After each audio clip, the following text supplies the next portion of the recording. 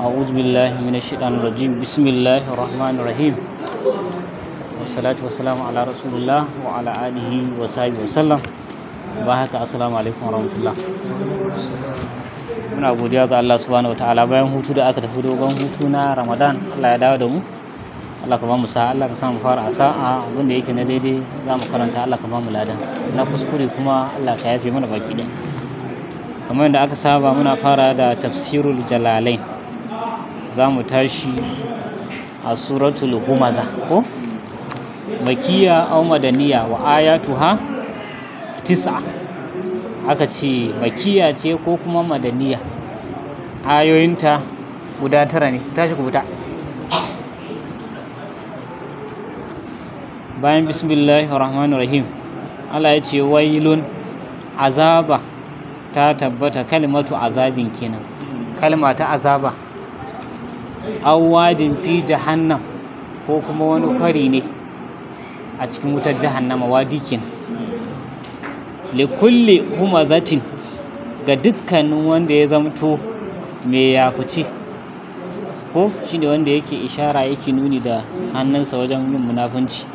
Lumaza, sannan kuma mai zumɗe ko zumɗe. Ai kasirul hamza, kasirul humaza, wanda yake yawaita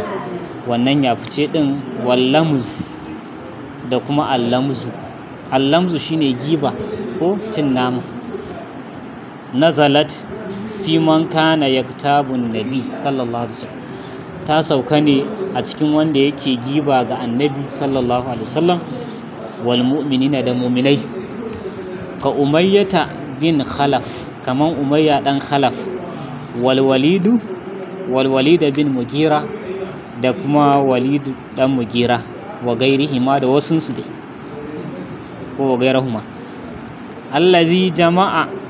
shine wanda ya tattara, ko a ce jama'a ko jama'a, ko shi ne ce maka bi takhfif din, jama'a ko ya tattara, ko kuma jama'a bi tashdidi kenan, da tashdidi ay shadda. Malan, allazi jama'a malan, shine wanda ya tattara dukiya. Wa addadahu, ya lissafe ta, ya kididdige ta. Ay ahsahu kenan, ana nufin ya lissafe ta. Waja'alahu iddata, ma'ana waja'alahu iddatan li hawadisad dahar, sannan kuma ya sanya ta, ya tanade ta domin abubuwan da za su faru na zamani. Hawadisar da harkin, abubuwan da za su faru na zamani.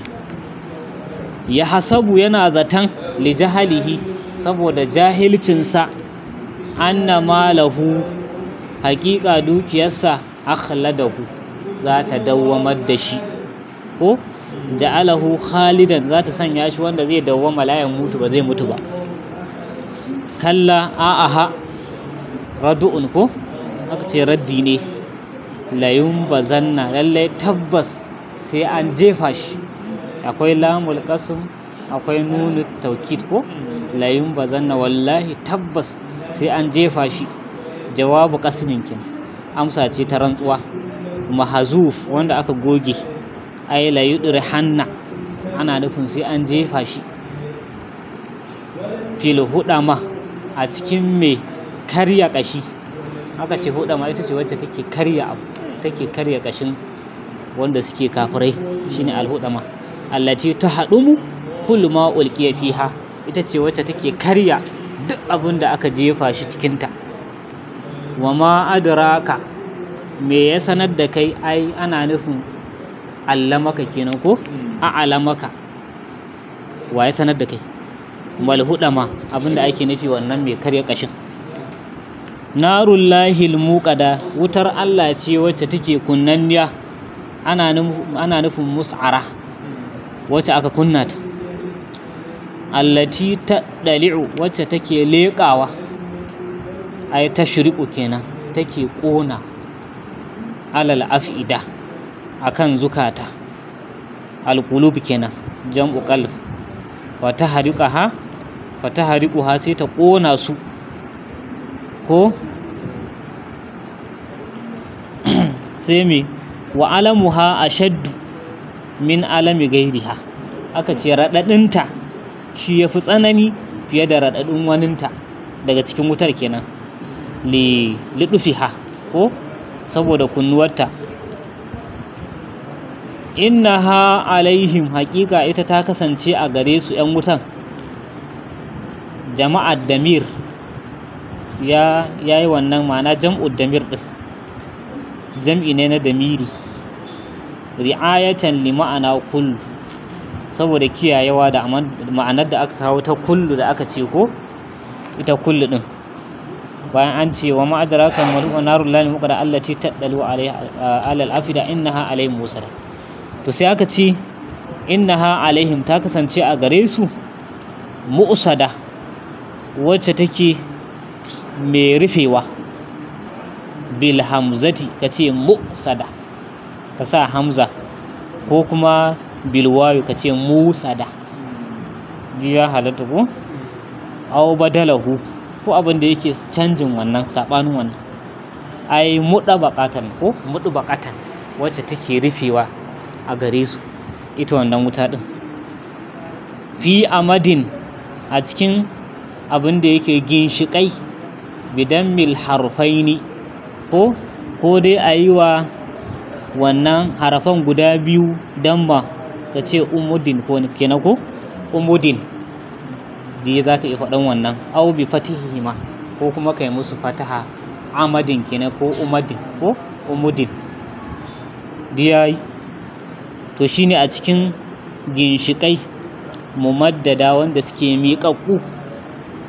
sifatan lima qablahu, wannan sifa ce da abin da yake kafin sa ko shi amad din aka sifanta, wanda iri ne, kasira ne ko kuma kasir ne ko dogo ne, sai aka ce maddadan ko wanda suke miƙaƙƙu. Fatakunun naru dakilul amad, sai wutar ta kasance a cikin wannan ginshiƙan take ko an gane. Wannan shine suratul humaz. Sai suratul asri, bismillahir rahmanir rahim, makiya ce madaniya, wa ayatuha salasa, ayoyinta guda uku ne. Wal asr, Allah ya ce yana rantsuwa da zamani, ad-dahru kenan shine zamani, aw ma baina zawali ila al-ghurubi, ko kuma abin da yake tsakanin zawalin rana, karkacewar rana izuwa faduwar rana, shine wannan asr din, aw salatul asr, ko kuma sallar asr, Allah ya rantsuwa da shi. Innal insana, haƙiƙa mutum, dukkanin nau'in mutum kenan, aljins ai istighraqul jins kenan ko ana nufin duk wani jinsin mutum, lafi khusrin, yana cikin asara, fi tijaratihi, a cikin kasuwancinsa. Illal ladzina amanu, sai dai waɗanda suka yi imani, wa amilus salihati, suka yi aiki na ƙwarai, falaisu fi khusrani, su ba su kasance a cikin asara ba. Wata wasau, suka yi wasiya kenan, au usiya ba'duhum ba'dan, ana nufin sashin su suka yi wasiya ga sashi, bil haqqi, da gaskiya, al imani kenan imani. Wata wasau bis sabri, sannan kuma suka yi wasici da haƙuri, ala ta'ati, akan biyayya, wa anil ma'asiya, da kuma akan sabo. An gane ko ai bai ba ko za a iya wancan ai 15 ne ko 15 ne. To suratul takasur, makiya ce ita ma, wa ayatuha 8, ayoyinta guda 8 ne. Bismillahir rahmanir rahim, alhaakum, ya ma'ana ta shagaltar da ku, shine alhaakum, ana nufin shagalakum an da'atillahi, ya shagaltar da ku akan biyayya Allah, tara dukiya kin. At-takasuru, tara dukiya. At-tafakhuru bil amwali wal auladi war rijali, shine alfahari da dukiyoyi da 'ya'ya da mazaji. Hatta zurtumul maqabir, har sai da kuka ziyarci makabartu, bi an mittum kenan, ta yanda kuka mutu, fadufintum fiha, aka binne ku a cikinsu, au adantum ko adattum ko addattumul mauta, ko kuma aka lissafa ku daga cikin matattu, takasuran ko kuna masu yawaita wannan dukiya. Kalla a'aha radu'un kin ana raddi. Saufa ta'lamu da sannu za ku sani, summa kalla sannan kuma a'aha saufa ta'lamun da sannu za ku sani. Ana nufin su a aqibati tafakhurikum, ana nufin mummunan ƙarshen wannan alfaharin naku inda naz'i, lokacin da kuka zo an naza'u shine lokacin da za a zare ranku. An gane ku? To shine an-naz'. To sai aka ce summa fil qabri, sannan kuma za ku kasance a cikin kabari bayan an zare ran. Kalla a'aha haqqan ana nufin gaskiya ne. Law ta'lamuna ilmal yaqin, da kun san ilimin yaqini, ilman yaqinan kenan ana nufin ilimi na yaqini. Aqibatat tafakhur, ƙarshen abin da yake alfahari, aw ma shagaltum aw mashtagaltum bihi, ko kuma abin da kuka shagaltu da shi da wannan tara dukiya. Aka ce latarawunnal jahim ko? Da lalle da an nuna muku, da kun ga abin da yake wutar jahim, shine latarawunnal jahim, ai ana nufin annar, wuta kin. Wa jawabu qasim mahzuf, wannan jawabin rantsuwar an goge shi. Wa huzifa ko minhu lamul fi'ili, an goge lamul fi'il daga gare shi. Latarawunnal jahim ko? Akwai lam din ko?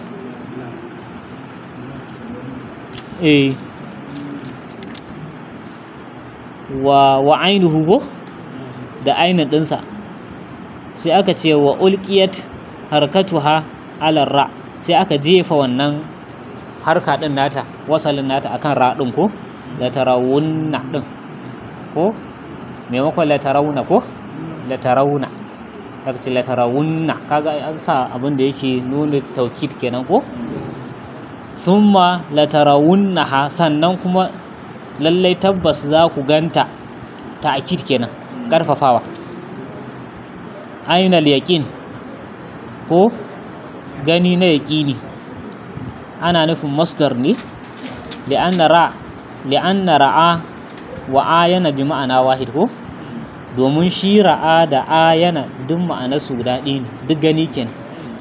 Summa latus'alunna, sannan wallahi sai an tambaye ku. Shi ma huzifa minhu nunur rafi'i, an goge nunur raf ɗin ko? Litawalin nunani ko? Saboda haɗuwar nunin guda biyu, to sai ya zamto an goge wannan nunin rafu ɗin,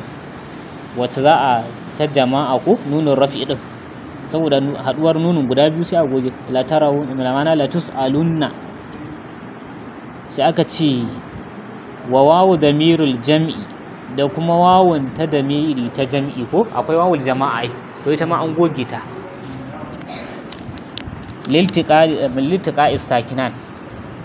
sakinaini, saboda haduwar sukun guda biyu. Dama a larabci in sukun guda biyu suka haɗu sai a shigar ɗaya cikin ɗaya ko? Sai aka ce yawma izin, a wannan rana. Yawma ana nufin yawmu ru'yatiha, ranar ganinta. Anin na'im, akan ni'imomi ko akan ni'ima sai Allah ya tambaye ku. Ma yaltazzu bihi, abin da ya ji daɗi da shi, fi duniya, a duniya, mina sihati, na daga lafiya, wal faragi da dama, wal amni da zaman lafiya, wal mat'am da abinci, wal mashrab da abin sha, wa gairi zalika da wani wannan dai. To shine latus'aluna ko? Summa latus'aluna yawma izin anin na'im. Waɗannan ni'imomin gaba ɗaya na yau.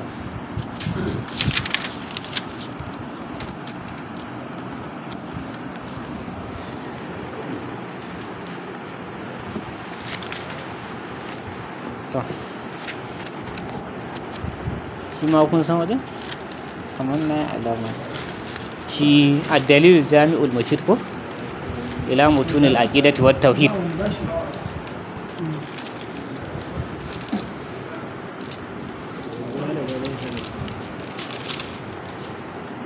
shafi na 9 ne ko kamar na yi alama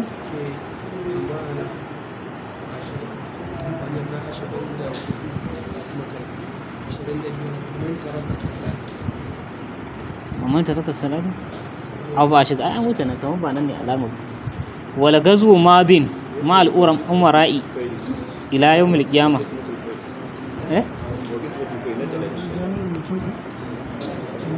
yawa shine to ai na 29 ko na 30 za a tashi na wa qismatul fai'i da raba abin da yake ganima ko wa iqamatul hududi da kuma tsaida haddodi ilal a'immati zuwa ga jagorori madin za su zartar da shi su suke da dama da za su zartar da wannan raba ganima da tsaida haddoji ba ɗaukar doka a hannu kenan ko ilal a'immati za a sallama al'amarin zuwa ga jagorori madin wanda za su zartar da al'amar laisa li ahadin an yata'ana alaihim ba wani ɗaya daga cikin mutane da ya kamata ya suka a gare su wala yunazi'ahum ko ya jayayya da su wa daf'u sadaqati ilaihim da kuma miƙa sadakoki zuwa gare su sadaka ta wajibi zakka kenan in an tattara sai a basu ja'izatun nafizatun wannan ya halatta sannan kuma ya zartu idan aka basu man dafa'aha ilaihim ajza'at anhu wanda ya miƙa ta zuwa gare su a ma'ana ta isar a gare shi ita wannan sadaka ɗan ta zakka barran kana shin ya zamto na ƙwarai ne mai biyayya ne shi wannan shugaban aw fajiran ko kuma fajiri inda ya bayar sadakarsa ta yi sannan sai ya ce wa salatul juma'ati khalfahu da kuma yin sallar juma'a a bayansa wa khalfa man wallahu ko man walahu kai da kuma wa khalfa man walahu da bayan wanda ya jibince shi ma'ana wanda ya zamto shine shugabansa ja'izatun wannan ya halatta baqiyatun kuma zai ci gaba da wanzuwa tamatun baqiyatun tamatun ko wacce za ta wanzu cikakkiya ita wannan sallar tasa raka'ataini raka'a biyu man a'adahuma wanda ya maimaita su bayan ya raka'a biyu tare da limai yana ganin bate ba ya je maimaita fa huwa mubtadi'un shi dan bid'an tarikul lil asari wanda ya bar hadisai mukhalifun lis sunna wanda ya saba wa sunna laysa lahu min fadlil jumu'ati shay'un ba shi da komai daga cikin abin da yake falalar juma'a iza lam yara salata khalfal a'immati idan bai ga cewa sallar ta yi a bayan wannan jagororin ba man kanu barrihim ko wanda ya kasance daga cikinsu mai nagarta wa fajirihim da kuma mai wanda ya zamto fajirinsu an gane? fa sunnatu abinda yake sunna an yi salliya ma'ahum ya salla tare da su raka'ataini raka'a biyu wa yadini ko menene aka sa wa yadini ko wa yadina bi annaha tamatun ko sannan kuma ya bayyanar da cewa ita wannan sallar cikakkiya ce ko ya tabbatar da cewa sallar ta cika la yakun fi sadrika min zalika shakkun kada ya kasance a cikin kirjinka game da hakan akwai wata shakka game da wannan sallar wa man kharaja ala imamin wanda ya fita daga yiwa shugaba biyayya min a'immatul muslimina daga cikin jagororin musulmai wa qad kana an-nasu jitama'u alai kuma hakika mutane sun tattaru a gare shi ma'ana sun yadda a matsayin shugabansu shi kuma ya bijire wa aqarru lahu bil khilafa kuma suka tabbatar masa da khalifanci bi ayi wajihin kana da kowace fuska ta kasance bin rida da yarda ne aw bil galabati ko kuma da galaba da aka musu ko da yardar su ya zama shugabansu ko kuma a afin karfin su akai to wannan ya zama shugaba faqad shaqqa hazal khariju asal muslimin yace to haƙiƙa wannan wanda ya fita daga cikin yiwa shugaba biyayya ya tsaga sanda wacce take ta musulmai ko wannan ta jagorancin kenan wa khalafa al-asara sannan kuma ya saba wa hadisai an rasulillahi sallallahu alaihi wasallam daga annabi sallallahu alaihi wasallam fa in mata al-khariju alaihi idan wannan mai fita daga shugaba ya mutu mata mitatan jahiliyatan zai mutu mutuwa irin ta jahiliya wala yahillu qitalu sultani baya halatta a yaƙi shugaba walal khuruju alai ko fita daga yi masa biyayya li ahadin minan nas ga wani ɗaya daga cikin mutane bai halatta ba fa man fa'ala zalika duk wanda ya aikata haka fa huwa mubtadi'un shi dan bid'a ne ala ghairi sunnati baya kan abin da yake sunna wa dariqi da kuma hanya ta daidai kenan wa qitalil lususi ya karbarayi wal khawariji da khawarijawa wannan wanda suke khawarij ko akwai mu'tazila akwai asha'ira akwai maturidiyya ko to waɗannan daga cikin su khawarij ya kansu ja'izun ya halatta idan aradu idan suka bujiro wa mutum suna neman ransa shine idan aradu lirrajuli fi nafsihi idan suka bujiro ga mutum akan karan kansa suna neman ransa wa malihi da dukiyarsa falahu abin da yake a gare shi an yuqatila an nafsihi to ya yaƙi domin kare kansa wa malihi da dukiyarsa wa yadfa'u anha zai kare ta ita wannan dukiyar koran nasa bi kulli ma ya qadiru tuwaye wani da duk abin da yake ya sami iko su yi nesa walaysa lahu idza faraquhu ba abin da yake kansa idan suka rabu da shi kamar misali su waɗannan ɓarayin sun to sai suka rabu da shi bayan ya tsere musu misali ko a to sai man kai masa magana sai ka ce muna karatu su rage abin nan suna shiga cikin abin da ko suna ɗauka hankali na ne walaysa lahu babu abin da yake a gare shi idza faraquhu idan suka rabu da shi waɗannan khawarij din da suka bujiro masa ko barayin aw tarakuhu ko suka bar shi an yatlabahum da ya neme su duk da sun tafi ya ce bari sai ya ji ya nemo su an yi rigima wala yatba a asarahum ba zai ba abin da yake gurbin su ba ya ce bari ya ratsan su ko ya bi su har ya kai inda suke laysa li ahadin illa al-imam ba ma'ana ba abin da yake hakan ga wani ɗaya daga cikin mutane sai shugaba shi ya kamata ya bibi inda suke au wulatal muslimin ko jagororin musulmai inna ma lahu kadai abin da yake a gare shi an ya dafa an nafsihi ya kare kansa fi me muqamihi ko fi maqamihi zalika a wannan wajen nasa da suka same shi to iya nan sai ya kare kansa wa yanwi bi jahadihi Allah ya qutula ahadan sannan kuma ya niyya da abin da yake ƙoƙarinsa cewa ba zai kashe ɗaya daga cikin su ba dan zai kare kansa ne kawai fa iza mata idan ya mutu ala yadaihi a hannunsa fi dafihi an nafsihi a cikin kare kansa wannan wanda yake zai kare kansa sai ya mutu an gane ko wani ya zo yana neman rayuwarka to wajen kare kanka sai ya mutu a hannunka fil ma'arikati a cikin gwabza wannan yakin sai aka ce fa'ab'ada Allahu al-maqtula Allah zai nesanta wanda aka kashe daga rahama wa in qutila haza idan aka kashe shi kuma wannan din fi tilkal hal a cikin wannan halin wa huwa yadfa an nafsihi a lokacin yana kare kansa wa malihi da dukiyarsa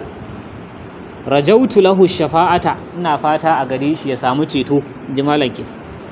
kama ja'a fil ahadith kamar yadda ya zo a cikin hadisai wa jami'ul asari fi haza yace dukkanin hadisai a cikin hakan inna ma umira bi qitalihi ko hakika an umarce shi ne da ya yaƙe shi walam yi umar bi qatlihi ba umarce shi da ya kashe shi ba walattiba'ihi ko bunsa wala yujizu alaihi ana nufin kada ya ƙarasa a gare shi in suri'a idan ya suma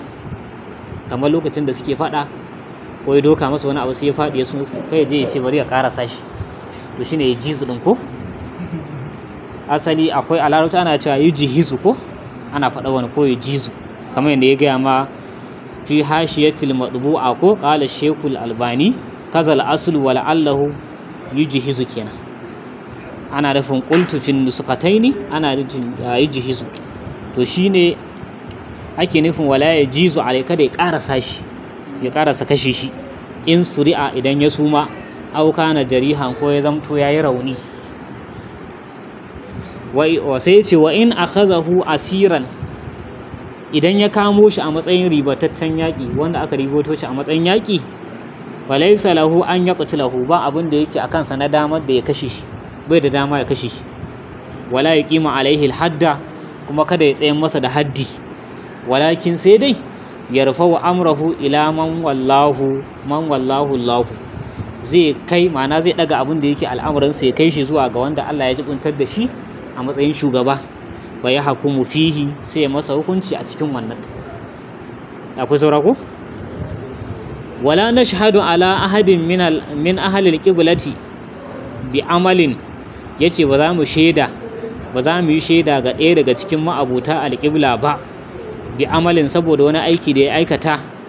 ya amaluhu shine bi amalin ya amaluhu da wani aiki da ya aikata shi mai masa shaida bi jannatin da aljanna wala narin ko wuta abinda yake ta faruwa kenan ko ba a mutum shaida da cewa wani dan aljanna ne kadan a yanki sai dai Allah ne ya faɗa kuma za Allah ya bada labari cewa wani da wani da wani ɗan aljanna ne wannan Allah ya bada labari sai dai a kyautata zato ga mutum wanda ya mutuwa mai kyau a ce ana kyautata masa zaton cewa insha Allah dan aljanna ne saboda alamu da aka gani to sai ya ce ba za mu yi shaida ga ɗaya daga cikin ma'abuta alƙibla ba mu ce wani dan aljanna ne saboda wani aiki da yake aikata ko mu masa shaida mu ce dan wuta ne narju lissalihi muna fata ga wanda yake na kwarai ya samu wannan rabauta ko wa nakhafu alai ko alabihi ne menene ana ku akwai yawon guda biyu ne to ai alabihi wannan daban ne ma'anar to wa nakhafu alabi ana ku shine to abin in an kace alabihi ne ana nufin ana tsoro a gare shi abin da yake na kuskurensa ko shi mutumin baki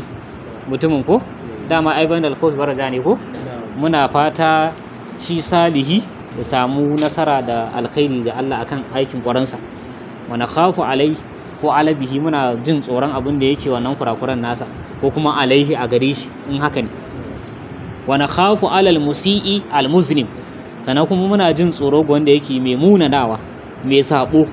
wa narju lahu rahmatallah sannan kuma muna yi masa fatan samun rahama Allah shikenan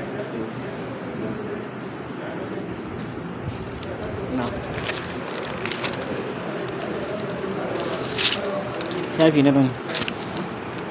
na tara ne ko? ne na goma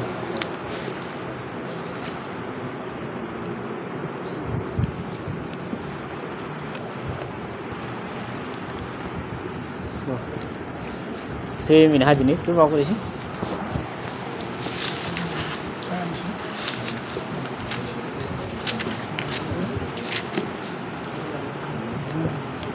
shi ma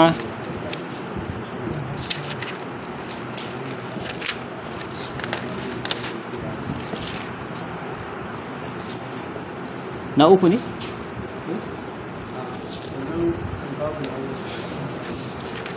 To a cikinsa ai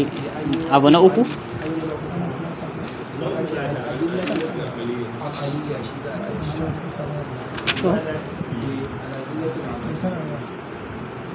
kai ai mun yi shi a cikinsa a cikin adillatul aqliya din na uku za a tashi ko shine alama da nayi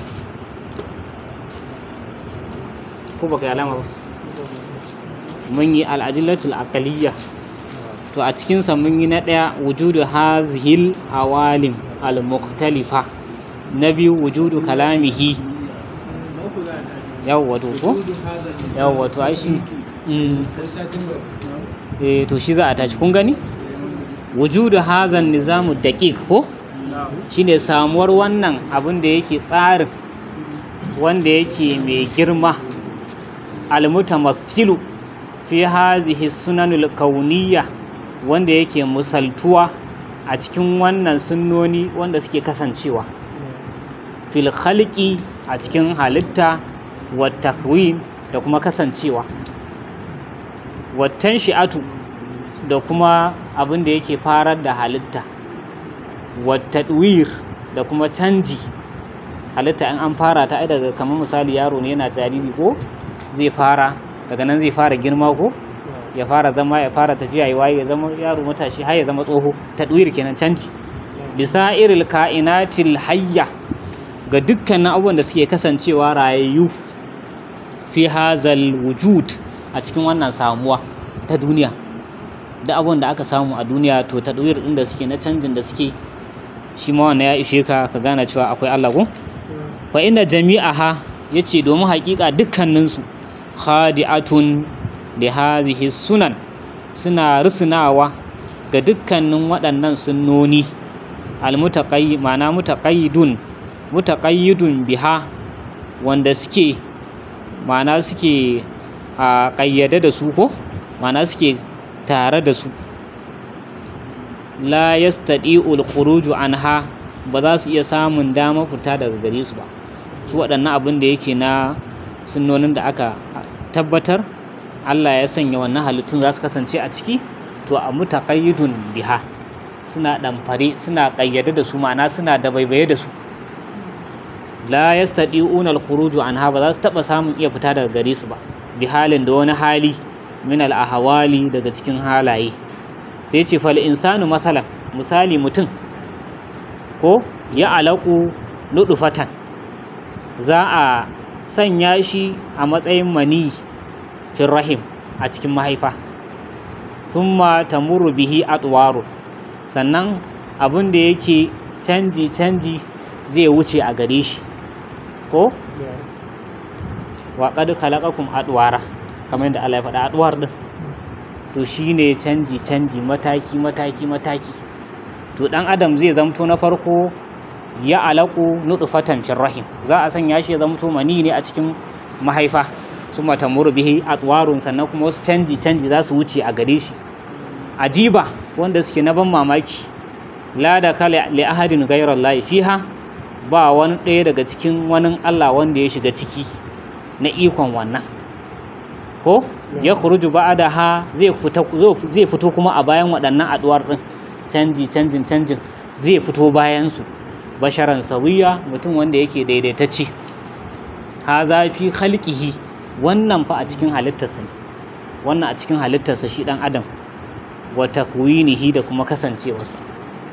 Wannan shi ma ai misali ne ko wa zai wannan ba Allah. Wa kazalika halu fi tanshi'atihi haka ma halin da ya kasance a cikin abin da yake tasowarsa na sha'aki na ko tanshi'ati taso wannan mutum bayan an haife shi, wa tadwirihi da kuma canjinsa. Aka ce tadwiri canji daga wannan ya ci gaba daga wannan hali ya dawo wannan hali ya dawo wannan hali. Allahu allazi khalaqakum min da'afin thumma ja'ala min ba'di da'afin quwwa thumma ja'ala min ba'di quwwatin da'afan wa shayba ko kaga tanshi'a din tadwir. Famin saban daga ƙuruciya ko daga yaro kai, waɗu hulatin da ƙuruciya tun yana ƙaramin yaro sannan zai zo ya taso ya zama ƙaramin yaro wanda yake mai ƙuruciya ko ila shababin izuwa samartaka, sannan wa futuwatin da kuma abin da yake shi ma girma kenan ko daga shi ma dai fata ne ko abin da yake shabab dan matashin yaro haka har zuwa a samu samartaka cikakkiya shine fituwa. Sannan sai yake cewa bayan fituwa ila kuhulatin izuwa girma. Aka ce kuhula daga shekara 30 zuwa 50 shine kuhula. Sai ya ce wa shaykhukatin da kuma izuwa tsufa daga 50 din zuwa sama. Akwai bambanci kuhula da shekuka ko shi wancan daga 30 zuwa 50 wancan daga 50 zuwa sama. Wa hadhihi sunanul amma yace waɗannan sunnoni na gaba ɗaya fil insani a cikin ma'ana a cikin mutum wal haywan da dabbobi hiya nafsuha yace su din a karan kansu yanda suke a cikin mutanen nan da kuma a cikin dabbobi hiya nafsuha haka suke ma fil ashjari a cikin bushiyoyi wan nabatat ko da kuma tsirrai. An gane abin da yake nufi yanda aka fara wannan atwar din canji din daga wannan mataki sai wannan mataki haka yake a cikin ɗan adam da dabbobi su ma haka suke, ya ce haka ma kai cikin shuka abinda yake bishiyu su ma haka matakin nasu yake da nabatat su ma. Wa mislu hal aflaku, misalin su ma dai shine kamar abin da yake falaki ko ulwiyya wanda suke madaukaka, wal ajramus samawiyya da kuma abin da yake gudana ta sama, da halittar da yake gudana ta sama shi ma haka yake tafiya. Fa innaha jami'uha kadi'atun lima rubidat bihi, yace hakika dukkaninsu suna rusunawa da abin da aka farar da su da abin da aka daura su da shi, min sunanin na daga sunnoni, ba sa fita daga cikin abin da aka kaddara musu, dukkanin halittun gaba ɗaya na sama. La tahidu anha, ba sa rabuwa daga gare su abin da Allah ya kaddara musu. Wala ta khuruju an sulkiha ko salakiha, ba sa fita daga abin da yake sulkiha ko hanyoyinsu da suke bi, jam'i suluk ko akwai suluk shine hanyoyi, to abin da yake salak ɗinsu hanyoyin da suke bi ba sa fita daga cikin wannan. Walau hadasan firaba salaka hako, ko da abin da yake wani kaucewa daga abin da yake na wannan hanyar tasu ya faru, kamar misali a ce rashin lafiyar wata ko shi wannan ranar, duk da haka ba za su kauce daga abin da Allah ya kaddara musu ba. Aw kharajat majmu'atun min al-kawakibi an madaratiha, ko kuma a ce wani jam'i daga abin da yake taurari sun fita daga abin da yake gudanar su ma ba sa fita. To aka ce lakarabal alam, lallai da duniya ta rushe, wanta ha sha'anu hazil hayat, da kuma abin da yake sha'anin wannan rayuwa ya ƙare. Ala misli hazil adillatil aqaliyya al mantiqiyya, yace abu sa misalin waɗannan dalilai wanda suke na hankali na mantiq ko wanda suke na magana kin wanda ake furtawa, wan naqaliyatis sam'iyya da kuma wanda aka ciro ake na saurara kina. Amanal muslimu billahi ta'ala, to musulmi zai yi imani da Allah madaukakin sarki dalilin waɗannan abubuwa da aka faɗa. Wa bi rububiyyatihi, da kuma rububiyarsa, li kulli shay'in, aka ce rububiyya shine halitta ko, li kulli shay'in ga komai. Wa uluhiyyatihi, da kuma kadaitarsa, lil awwalina wal akhirin, ga mutanen farko da na ƙarshe. Wa ala hazal asasu, abusa wannan ginshiki, min al imani, na daga imani, wal yaqini da yaqini,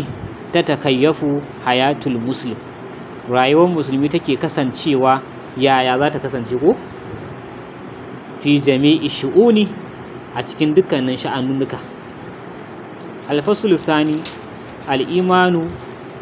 bi rububiyyatillahi ta'ala li kulli shay'in, imani da rububiyya Allah madaukin sarki ga dukkanin komai. Ar-rububiyya al-ismu min ar-rabb kenan ko, wa ma'ana rububiyyatihi kenan ta'ala lil ashiya'i kaunuhu rabban laha, saboda kasancewarsa ubangiji ne a gare su. Ai khaliqan laha, ana nufin mahaliccin su. Wa mudabbiran li amriha, kuma mai tsatsara al'amuransu, to shine rububiyya. Yu'minul muslimu bi rububiyyatihi ta'ala, musulmi yana yin imani da rububiyyarsa madaukakin sarki, li kulli shay'in ga dukkan komai. Wa annahu la sharika lahu fi rububiyyatihi, kuma hakika shi Allah madaukakin sarki ba shi da abokin tarayya a cikin rububiyyarsa. Li jami'il alam, ga dukkanin duniya baki ɗaya. Wa zalika, hakan ya kasance ne li hidayatillahi, saboda shiryarwa Allah ta'ala lahu a gare shi, awwalan tun a farko. An gane ko? Tun a farko dama Allah ya ce fitratallahi lati me fadaran nasu alaiha ko, da kuma lokacin da Allah ya ce wa idza akaza rabbuka min bani adama min zuhurihim zurriyatahum wa ashhadahum ala anfusihim alastu bi rabbikum, kaga abin da yake tun tsatsan dan adam kenan ko. Summa lil adillatin naqaliya, sai ce sannan kuma za a kawo maka dalilai wanda suke naqaliya wanda aka ciro daga Qur'ani da Sunna. Wal aqliya, da kuma na hankali al'atiya wanda suke masu zuwa saniyan na biyu ko to al'adillatin naqaliya dalilai wanda aka ciro ikbaruhu ta'ala an rububiyyatihi bi nafsihi ba da labarinsa maɗaukin sarki akan rububiyarsa da karan kansa iz qala ta'ala yayin da Allah maɗaukin sarki yace fis sana'i ala nafsi a cikin yabo a karan kansa da yace alhamdulillahi rabbil alamin dukkanin dangin godiya da yabo ya tabbata ga Allah ubangijin talikai ubangijin duniya wa qala fi taqriri rububiyyatihi sannan ya faɗa a cikin tabbatar da rububiyarsa yace qul man rabbus samawati wal ardi kace wane ne ubangijin sammai da ƙasa qulillah kace shine Allah wa qala fi bayani rububiyyatihi wa uluhiyyatihi sannan ya faɗa a cikin bayanin rububiyarsa da uluhiyarsa rabbis samawati wal ardi wa ma bainahuma ubangijin sammai da ƙasa da abin da yake tsakaninsu in kuntum muqinina idan kun kasance masu yin yaƙini la ilaha illa huwa babu abun bauta da gaskiya sai shi yuhyi yana rayawa shi yake rayawa wa yumitu kuma yake kashewa sai yace rabbukum wa rabbu abaikumul awwalin ubangijinku kuma ubangijin iyayenku na farko wa qala fit tazkiri bil misaqil ladzi akazahu alal bashari sannan ya faɗa a cikin tunatarwa da yi ga abin da yake alƙawari wanda ya riƙa ga ɗan adam wahum ko ga ɗan adam baki ɗayansu wahum fi aslabi abaihim a lokacin suna cikin tsatsan iyayensu bi an yu'minu bi rububiyyatihi lahum ta hanyar su yi imani da rububiyarsa a gare su ko su waɗannan ‘yan adam ɗin Allah ya riƙe alƙawari a gare su da su imani da rububiyarsa tun suna tsatsan iyayensu wa ya abuduhu su bauta masa wala yushriku bihi ghayrahu sannan kada su yi tarayya da shi da waninsa wa iz akhadha rabbuka min bani adama yace ka tuna lokacin da ubangijinka ya riƙe alƙawari min bani adam daga ‘yan adam min zuhurihim daga abin da yake bayansu ko tsatsansu na baya zurriyatahum wannan zuriyar tasu wa ashhadahum ala anfusihim ya sanya su shaida akan karan kansu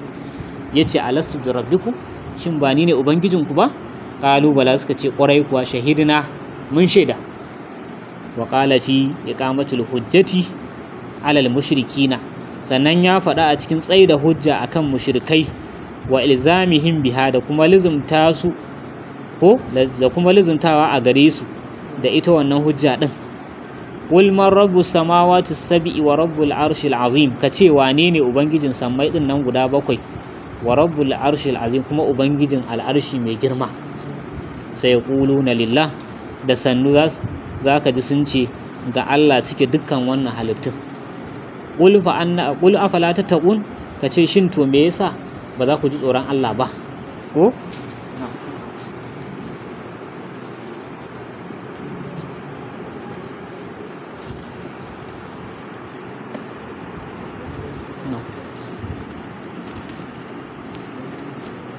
ya disali ne ko ya disali ina ga farko za a shiga ko fasulul awwal ban sani ba shine duk mun gama muqaddima da waye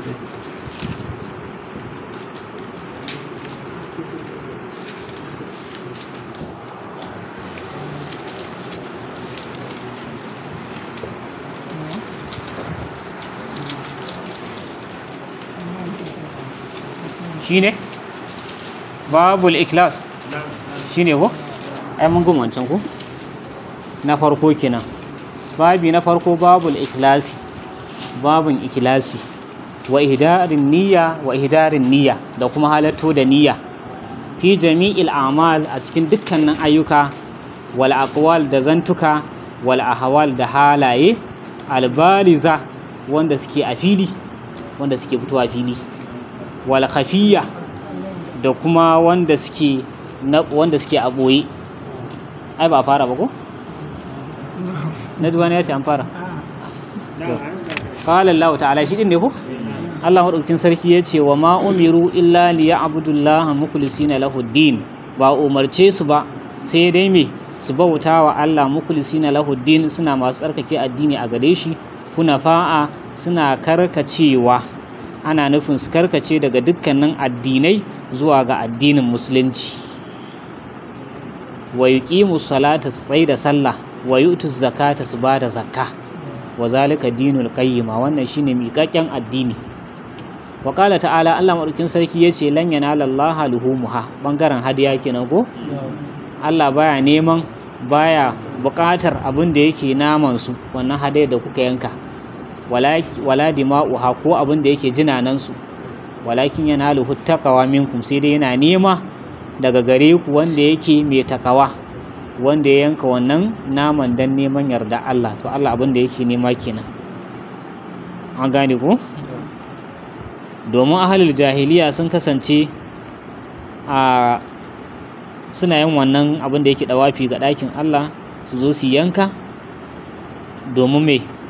neman ko abin da yake allolinsu da kuma abubuwan da suke bautawa. To sai musulmai su ma suka yi nufin yin wannan, to sai aka ce ai shi Allah ba yana nufin jinin da ake yanka na dabba ba, a'a a zubar da jinin a ko ina ne, in dai an kira sunan Allah kuma dan Allah din aka yanka, to ladan zai je zuwa ga Allah, zaka same shi a wajen Allah subhanahu wataala. An gane ko? To sai ya ce wa qala ta'ala, Allah ya ce qul in tukhfu ma fi sudurikum, kace idan kuka boye abin da yake cikin kirazanku, aw tubduhu, ko kuka bayyana shi, ya alamuhullah, Allah ya san shi. An amirul mu'minina abi hafsin Umar bin Khattab, an karbo daga amirul mu'minin abi hafsin kenan sayyidina Umar bin Khattab bin Nufail bin Abdul Uzza bin Riyah bin Abdullahi bin Qurt bin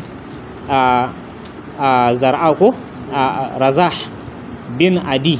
bin Ka'af bin Lu'ay bin Galib al-Qurashi, Qurashi ne ko shi sayyidina Umar al-Adawi radiyallahu an, kala yace sami'tu rasulullahi sallallahu alaihi wasallam yaqulu, naji manzo Allah sallallahu alaihi wasallam yana cewa, wannan yana daga cikin misalin hadisin ahadi ko da aka yi ta rigima kwanaki, hadisi ne ahadi wannan, wanda hadisi sayyidina Umar kada ya rawaito shi ko za mu zo ai akan mustalah da muke karanta menene hadisul ahadi din, za a ji sharadin sa da kuma yanda yake da mutawatir din. Innamal a'malu binniyat, hakika dukkanin ayyuka ba sa yi ba sai da niyoyi, ba za su taɓa yi ba sai da niyoyi ko. Wa inna ma li kulli imri'in ma nawa, kuma kowane mutum akwai abin da ya niyyata ga wannan aikin nasa. Faman kanat hijratuhu ila Allah wa rasuli, wanda hijirarsa ta kasance zuwa ga Allah da manzansa, fa hijratuhu ila Allah wa rasuli, to hijirarsa tana ga Allah da manzansa. Wa man kanat hijratuhu li dunya, wanda hijirarsa ta kasance saboda duniya, yusibuha, to zai same ta. A wani ra'atun, ko dan wata mace yankihuha, da zai aure ta. An gane ko? To sai aka ce fa hijratu ila ma hajar ilai, to sakamakon hijirarsa yana ga abin da ya hijira zuwa gare shi. Muttafaqun alai, ma'ana muttafaqun ala sihhatihi, sun yi ittifaqi akan ingancin sa Bukhari da Muslim. Rawahu imam al-muhaddithin, shugaban masu rawaito hadisan nan suka rawaito shi Abu Abdullahi, baban Abdullahi, Muhammad bin Ismail bin Ibrahim bin al-Mughira bin Bardiziba al-Ju'fi al-Bukhari, wa Abu al-Husaini shine Muslim bin al-Hajjaj bin Muslim al-Qushairi an-Nisaburi, ko fi sahihaihima, a cikin ingantattun littafan nan nasu guda biyu, allazaini, waɗannan guda biyun kuma su ne asahul kutubul musannafa, mafi ingancin littafan da aka wallafa. Wa an ummil mu'minina ummi Abdullahi Aisha radiyallahu anha, an karbo daga ummil mu'minina mahaifiyar Abdullahi na Aisha radiyallahu anha, qalat tace qala rasulullahi sallallahu alaihi wasallam, manzo Allah ya ce yagzu jayshinul ka'aba, runduna za su yaƙi ɗakin ka'aba, ko za su zo domin yaƙin wannan ɗakin ka'aba ɗin. Fa iza kanu bi baida'a min al-ardi, idan suka kasance a wani fili na daga abin da yake ƙasa,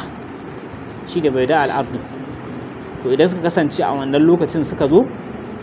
yukhsafu bi awwalihim wa akhirihim, za a kisfe wanda suke na farkon su da na ƙarshen su. Qalat, sai da Aisha ta ce qultu ya rasulullah, sai nace ya ma'aikin Allah, kaifa yukhsafu bi awwalihim wa akhirihim, to ta yaya kuma za a kisfi waɗanda ma'ana za a ruftar da wanda suke na farkon su da na ƙarshen su, za a zo a halakar da su ko ƙasa ta tsage a saka su a ciki, to su me yasa za a yi haka? Wa fihim aswaquhum, alhali a cikin su akwai kasuwannin su,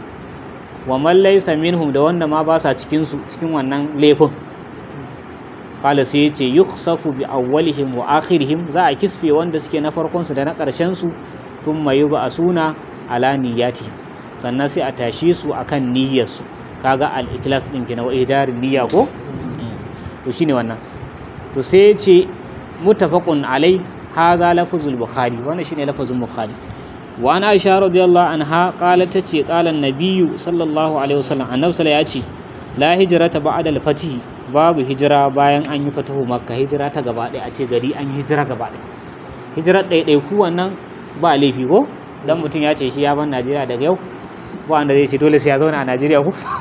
ya ce to ya kaurace Najeriya,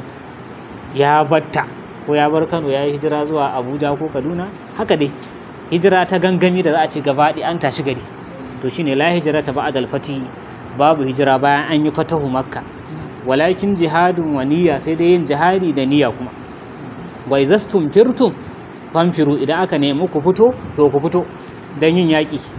Wa ma'anahu, ma'anarsa ana nufin la hijrata min makka kenan, babu hijira daga garin makka, da annaha sarat daral islam ko dara islami, domin ta kasance gari ne na musulunci. To na hijira kuma zaka ina zaka je,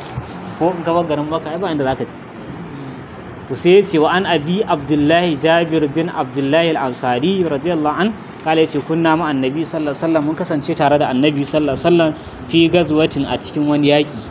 Fa kala, sai ya ce inna bil madinati da rijalan, ya ce hakika a cikin garin Madina akwai wasu mazaje, masirtum masiran, ba za su yi wata tafiya ba, wala qata'atun wadiyan, sannan ba za su yanka shiga cikin wani wadi ba, wani kwari na daji, illa kanu ma'akum, ma'ana ana nufin masirtum, ba za ku yi wata tafiya ba, shine masiran din. Su suna Madina,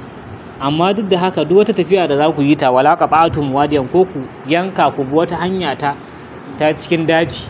illa kanu ma'akum, face sun kasance tare da ku a lada. Ma'ana habasahumul maradu, domin rashin lafiya ce ta tsare su, ba su je tare da ku ba. Kaga niyyar su sai ta shigar da su cikin wannan lada. Wa fi riwayatin illa sharakukum fil ajri, an fito ma da fin, aka ce face sai sun yi mai tarayya da ku a cikin ladan. Rawahu Muslim. Wa rawahu al-Bukhari, Bukhari ya rawaito shi an Anas radiyallahu anhu, kala yace raja'ana min gazwati Tabuk, mun dawo daga yakin Tabuka ma'an nabi sallallahu alaihi wasallam, tare da annabi sallallahu alaihi wasallam. Fa qala, sai yace inna aqwaman, hakika wasu mutane, kalfana bil madina, suna bayan mu a garin Madina. To wasu suka ce zai iya zamtuwa bi sukunin lam din ko, kalfana bayan mu kenan, wara'ana kenan, ko kuma bi tashdid kallafana, ko sun maye gurbin mu mun tafi, su kuma sun tsaya a gidan su kula da iyalanmu, ko zamto da tashdid din kenan kallafana ko, to zai iya dauka wannan ko. To sai ya ce inna aqwaman kalfana bil madina, wasu mutane da suke a bayan mu a garin Madina, ma salakna shi'ban, ba za mu bi wata hanya ta kwazazzabe ba, hanyar da take da duwatsu, wala wadiyan, ko abin da yake wani wadi na daji, illa wa hum ma'ana, face su din suna tare da mu, habasahumul uzuru, uzuri ne ya tsare su. Wa an abi yazid, ma'an bin yazid bin al-akhnas radiyallahu an, wa huwa, aka ce wa huwa wa abuhu, shi da babansa, wa jadduhu, da kakansa, sahabiyuna, sahabbai ne. Kala, sai ce kana abi, mahaifina ya kasance, yazidu kenan, akhraja da nanira, ya fitar da wasu dirhami, dinare ko, ya fitar da wani dinare, ya tasaddaku biha, da ya sadaka da su. fa wada'aha inda rajulin, sai ya sanya su a wajen wani mutum fil masjid, a cikin masallaci. Yana nufin lokacin da ya zo kawai ya samu mutum a masallaci yana ibada, sai ya ajiye masa wannan dinaran da ya niyyar sadaka da shi, to bai san ɗansa bane. Faji'tu fa akhastuha, sai na zo sai na ɗauke su wannan dinaran. Fa ataituhu biha, sai na je masa da su. Fa qala, sai yace wallahi ma iyyaka aratu, yace wallahi ba kai ne nufin ba wannan sadaka. Fa khasamtuhu ila rasulillahi sallallahu alaihi wasallam, sai na kai ƙararsa wajen annabi sallallahu alaihi wasallam.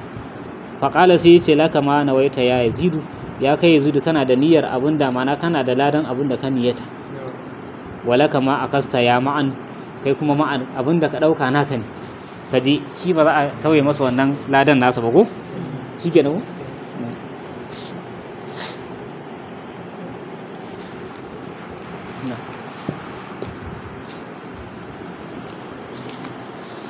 to sai bulu duk baka da shi? Okay. Shi yanzu ana cikin abun nan ku?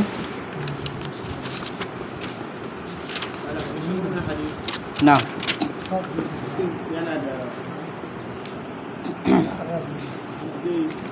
Eh? Ana saraka misali. Sai ba shi da shi, sai shi ma kamar da yana da shi da ya yana ciye shiga. Ai akwai hadisin mako, wancan hadisin da aka ce gibda din nan ko mutum ne aka ce babu la hasada illa fi sinatain, babu hasada mai kyau sai a cikin mutane guda biyu. Rajulun atahu Allahu malan ko huwa yunfiqu yatasallatu ko yunfiqu ana al-layli wa ana an-nahar, mutumin da Allah ya bashi dukiya yana ciyar da ita da dare da rana koyaushe, kana fatan ina ma da kai shine ka dinga wannan ciyarwar, to Allah zai baka lada kamar yadda aka bashi lada saboda niyyarka, ko da ba kai ciyarwar ba. Da kuma mutumin da yake mai karatun Qur'ani ko yana aiki da shi koyaushe, shi ma ka ce ina ma ni ne wani, in dinga aikin da yake, to za a baka ladan wannan niyya din. Kaga zai shiga cikin irin wannan abun nan din, an gane. Bulugul Maram baina kutubi sunna annabawiyya, littafin Bulugul Maram tsakanin littafan sunna ta annabi sallallahu alaihi wasallam. Ba'da kutubi as-sitta, bayan littafai guda shidan nan, kutubu sitta din nan, as-siha wanda suke ingantattu, wal masanidil kibar da kuma musnad manya, daraja ba'dul musannifin, saboda haka wasu daga cikin masu wallafa littafi sai suka ci gaba da tafiya ala ta'alifi kutubin mujarrada min kutubil ahadisil musnada, akan ma'ana akan wallafa littafai wanda suke a keɓance, mujarrada kenan ko wanda suke a keɓe, min kutubil ahadisil musnada, daga cikin littafan da suke na musnad, fi mawadi'a, a cikin wasu maudu'i ko khasa keɓantattu, aw amma ko kuma na gaba ɗaya. Wa min awwali man sannafa ala hazan nahwu, yace daga cikin farkon wanda ya fara ma'ana ya fara wallafa littafi akan irin wannan tafarkin, akan irin wannan abin da aka kawo, shine Shihabuddin Abul Abbas, shine wannan bawan Allah Shihabuddin Abul Abbas Ahmad bin Abdul Latif Ash-Sharji ko Ash-Shuraji Az-Zubaydi Al-Hanafi, allazi sannafa kitabahu, wanda ya wallafa littafinsa at-tajridu as-sahihu, tajridu as-sahih li ahadisil jami'is sahih ko wa kazalika, haka ma dai Abu Muhammadul Bagawi fi kitabi Masabihus Sunnah, a cikin littafin Masabihus Sunnah, haisu qassamahu, ta yanda ya rarraba shi ila sihahin, izuwa ga hadisan da suke ingantattu, wa hisan ko da kuma wanda suke hasan, wasihahu huwa ma akhrajahu shaykhani, abin da yake ingantattu sune wanda Bukhari da Muslim suka fitar da shi, au ahaduhuma ko ɗaya daga cikin su, shi ma yana zamtowa siha din yana ciki. Wal hisan kuma Hassan ko ma akhrajahu ashabus sunan al-arba shine waɗanda abinda kai ma'abota sunan al-arba din nan suka fitar da shi ko shine abinda yake abinda hadisin da yake Hassan ko kuma Hasan mai kyau. Summa jaa taqiyuddin, sannan kuma taqiyuddin yazo Abu Muhammad kenan Abdul Gani al-Maqdisi al-Hanbali fa sannafa ala nahwin akhar, sai ya wallafa a wani abin da yake wata sifa ta daban. Iz jama'a ahadith al-ahkam, ta yanda shi ya tattara hadisai na hukunce al-fiqhiyya na fiqhu fi kitabi a cikin littafin sa Umdatul Ahkam ala sayyidil anam kenan an sayyidil anam. Wa qad sharahahu al-kasiruna, yace da yawa daga cikin malamai sun masa sharhi. Wa kana min ahammi shuruhihi, ya kasance daga cikin mafi mahimmancin sharhin sa ikamul ahkam. Nawayi ikamul ahkam Usaimin ko shi yayi shi Sheikh Salih Usaimin shi ikamul ahkam. Wa qad qumna bi tahqiqi, yace hakika mun tsayu da abin da yake ta hakikin sa. Wa min kutubi ahadisil ahkam, yana daga cikin littafan hadisai na hukunce aidan kuma dai kitabu muntaqal akhbar min ahadisi sayyidil akyar sallallahu alaihi wasallam,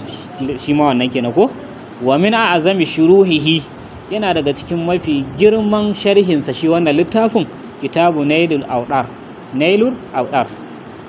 wallazi qumna aidan, haka ma dai shi din ma mun tsayu bi taqiqi da taqiqin sa.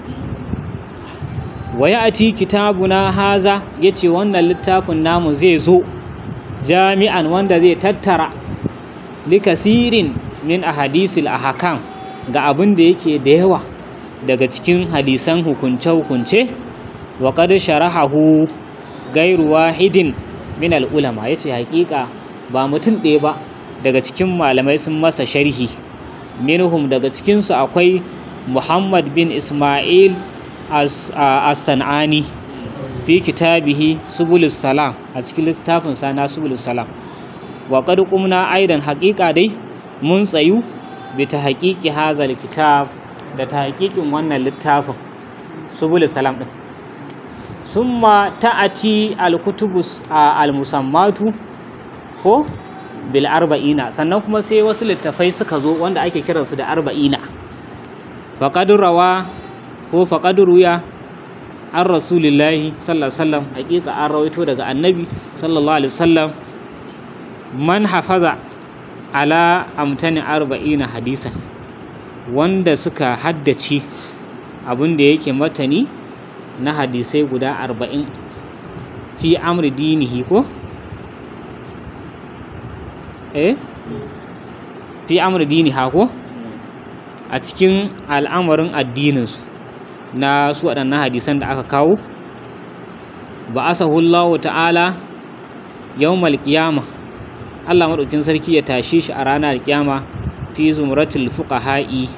a cikin jama'a ta faqihai, malaman fiqh kenan.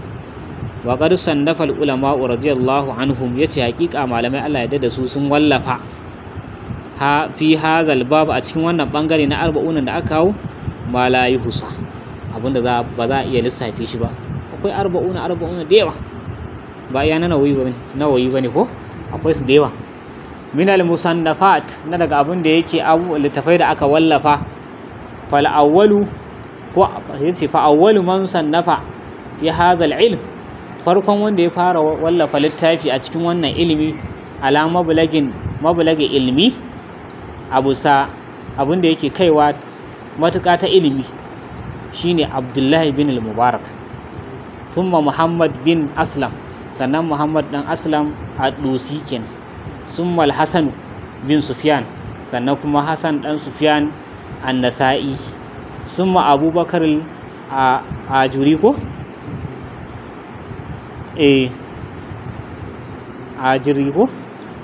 Ajiri. Wa Abubakar Muhammad bin Ibrahimul Asfahani, wa Daral Qutni, wal Hakim, wa Abu Nu'aym, wa abu abdurrahman sulami wa abu sa'idul malini ko wa abu usman as-sabuni wa abdullahi bin muhammad al-ansari wa abubakar al-baihaqi. Duk wannan sun biyo wannan tafarkin 40 wa kazalika amla al-hafizu bin salah, haka ma yayi imla'i shi hafizu bin salah rahimahullahu, Allah masa rahama, majalisan wani majalisi da yi a asmahu ko asammahu al-ahadisul kulliya,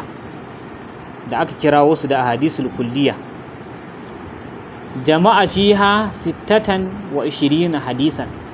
ya tattara a cikinsa hadisai guda 26. Faja al-imamun nawawi, to sai imamun nawawi ya zo wa zada alaiha, ya ƙara a cikinsu, wa sharaha ya musu sharhi, wa sammaha al-arba'ina nawawiyya, sai ya kira wasu da 40 nawawiyya. An gane ko? Wa kana min fadlillahi subhanahu wata'ala, ya kasance daga cikin falala Allah madaukin sarki alayya a gare ni, wa tawfiqihi, da kuma tawfiqin sadatarwarsa li gare ni, an aktuba kitabaini, na rubuta littafai guda 2 fi hazal bab, a cikin wannan babi, su ne kamar haka: al-arba'ina as-sa'diyya ko wa sharhiha, na biyu al-arba'ina hadisan wa sharhiha. Lokaci yayi ne ko a ƙarasa? Yawa, a ƙarasa wannan. Summa ja'a min jarad ahadisu shama'il, sannan kuma sai ya zo naga abin da yake kawo hadisai na shama'ilin nabawiyya, shine abin da yake da halittu ko halitta ta annabi sallallahu alaihi wasallam, abin da yake halittarsa, gashinsa da waye, shama'ilin muhammadiyya ko shama'ilin nabawiyya. Waja'alaha kutuban mustaqillatan, su ma sai aka sanya su littafai ne masu cin gashin kansu a keɓance, kama fa'ala tirmidhi fi kitabihi, kama yadda imamu tirmidhi ya aikata a cikin littafinsa a shama'ilul muhammadiyya wal khasa'ilil ma'ana mustafawiyya ko, to shine shi ma wannan littafin kenan.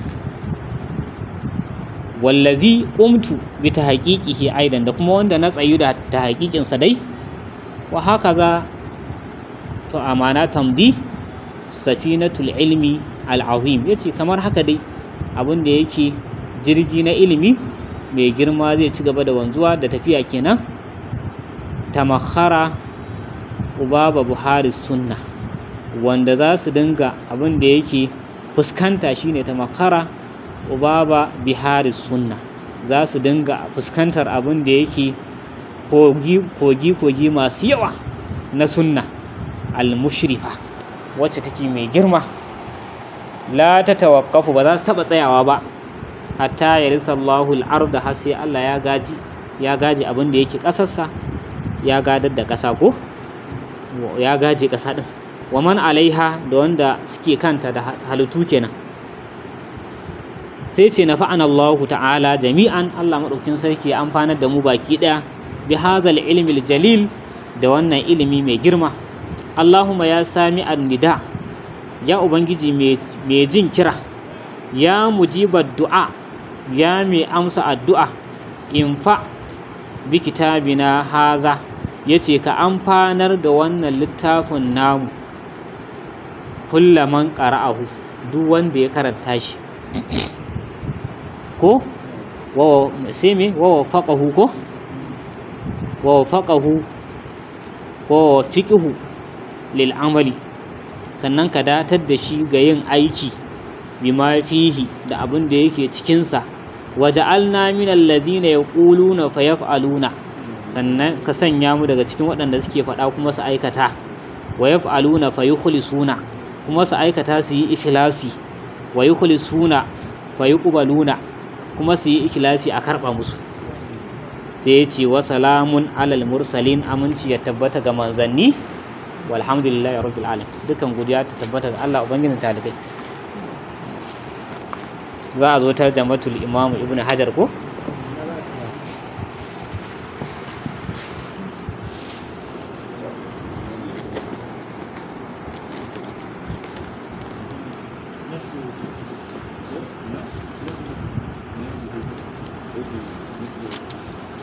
al-aqdari ko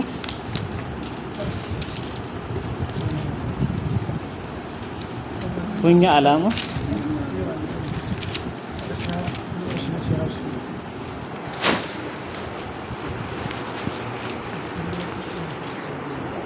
fil awqat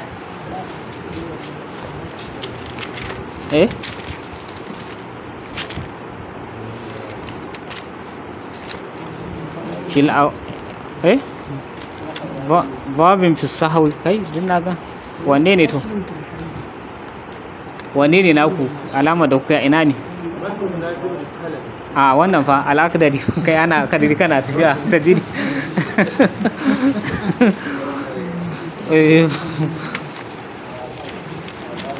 kaman dai fasulun fil awqat ne alama ban sani ba ko na a cikin taimama ne ko fasulun fi tayammum wa fada'iluhu a cikin sa ko gashi wa fada'iluhu a cikin taimama din mustahabbanta at-tasmiyatu ambatan Allah wa taqdimul yumna da gabatar da dama alal yusra akan hagu wa taqdimu zahiriz zira'i da kuma gabatar da abin da yake zahirin zira'i ala batinihi akan abin da yake cikin sa wa muqaddamihi da kuma farkonsa ala muakhirihi akan karshen sa wa nawaqiduhu abin da yake warware ta kal wudu'i kaman na alula ne shafi na 9 wala tusalla faridatani ba a sallata farilla guda biyu bi tayammumin wahidin da taimama guda daya shine ko wa man tayammama li faridatin wanda ya taimama domin yin sallar farilla jaza lahu nawafilu ya halatta a gare shi yana fulfulu ba'daha a bayanta wa massul mushafi da shafar alqur'ani wa dawafu da yin dawafi wa tilawatu da tilawa qur'ani inna wa zalika idan yayi niyyar hakan wata salat bis salako ya sadar da ita da sallah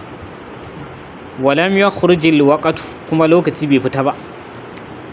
wajaza ya halatta bi tayammumin da taimama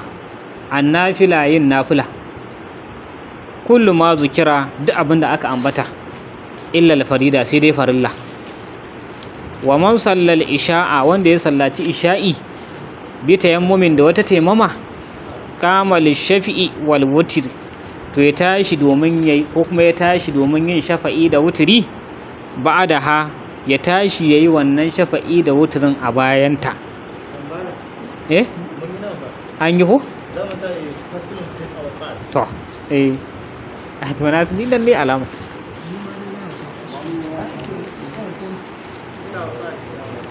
anan ne alama gaskiya shine ko to fasulun fil awqati fasali a cikin lokuta alwaqtul muqtar lizuhuri lokacin muqtari na sallah azhar min zawali shamsi daga karkacewar rana ila akiril qama zuwa ƙarshen inuwa ko wal muqtaru lil asri muqtarin sallar la'asar min al qamati daga wannan inuwar abun ta mutum ko ilal isfirari zuwa rana ta yi ja shine isfirar din nata wa daruriyuhuma darurunsu a zahar da la'asar ilal gurubi zuwa faduwar rana wal muqtarul maghrib muqtarin sallan magriba qadru ma tusalla fihi gwargwadon yanda ake salla a cikin ta domin yana iya canja ko wataran 7 ake wataran 6 da rabi wataran kaza ba'ada me shuruɗiha bayan sharaɗanta inda sun cika shikken na faɗuwar rana da sauransu wal mukhtaru li isha'i muktarin sallar isha'i min magibi shafaqi daga buyan shafaqi shine wannan hasken ko hasken gari ila sulusul laylil awwal zuwa 1/3 dare na farko kin 1/3 dare na farko wa daruriyuhuma larurunsu ila tulu'il fajri zuwa bullo alfajr wal mukhtaru lis-subhi mukhtarin sallar asuba min alfajr daga alfajr ketowa alfajr ila al-isfar zuwa haske na gari wayewa gari isfaril a'ala a gari ya waye saman gari wa daruriyuhu larurinta ila tulu'i shamsi zuwa bullowar rana wal qada'u fil jami'i ma wara zalik ramuwa a cikin dukkaninsu koma bayan abin da yake haka ko za a iya ramawa ko inda ramuwar sallah ce za a iya yanta kowanne lokaci ko da lokacin ya fita ai za ka iya rama sallah ko man nasiya salatan falisalliha iza zakaraha ko auna ma'anha sai ka yi ta ila tulu'i shams ko shi wa man akhara salata to gashi nan zai gaya mama wa man akhara salata wanda ya jinkirta sallah ya jinkirta wannan sallah din hatta kharaja waqtuha har sai da lokacin da ya fita wa alaihi zambun azimun akwai zunubi mai girma a kansa illa an yakuna nasiyan sai dan ya kasance mai mantuwa ne aw na'iman ko mai bacci wala tusalla nafilatun ba a yin sallan nafila ba'da salatu subhi bayan sallar asuba an zawatul asbab ila irtifa'i shams zuwa dagawar rana wa ba'da salatul asr haka ma bayan sallar la'asar ba a nafila in ba mai sababi ba ila salatul maghrib har zuwa lokacin sallar magriba lokacin da rana ta faɗi za a iya nafila kafin magriba wa ba'da dulu'il fajri da kuma bayan bullowa alfajr shi ma ba a nafila illa alwirda sai dai wuridi da mutum yake yi abinda yake lazimta yi na sallah kullun yana yi lina'imin anhu ga wanda ya bacci daga gare shi wa inda julus imamil juma'ati alal mimbar da kuma zaman limamin juma'a akan mimbari ba a nafila bayan kana zaune a cikin masallacin sai da yazo ka ce zaka tashi kai nafila amma wanda yazo an ba shi dama wannan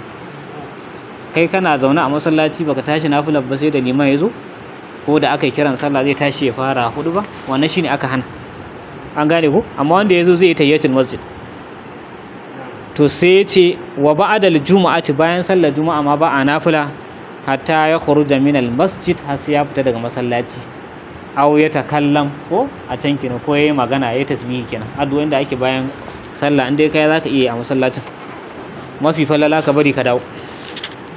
fasulun fi shuruɗis sala fasali a cikin sharaɗan sallah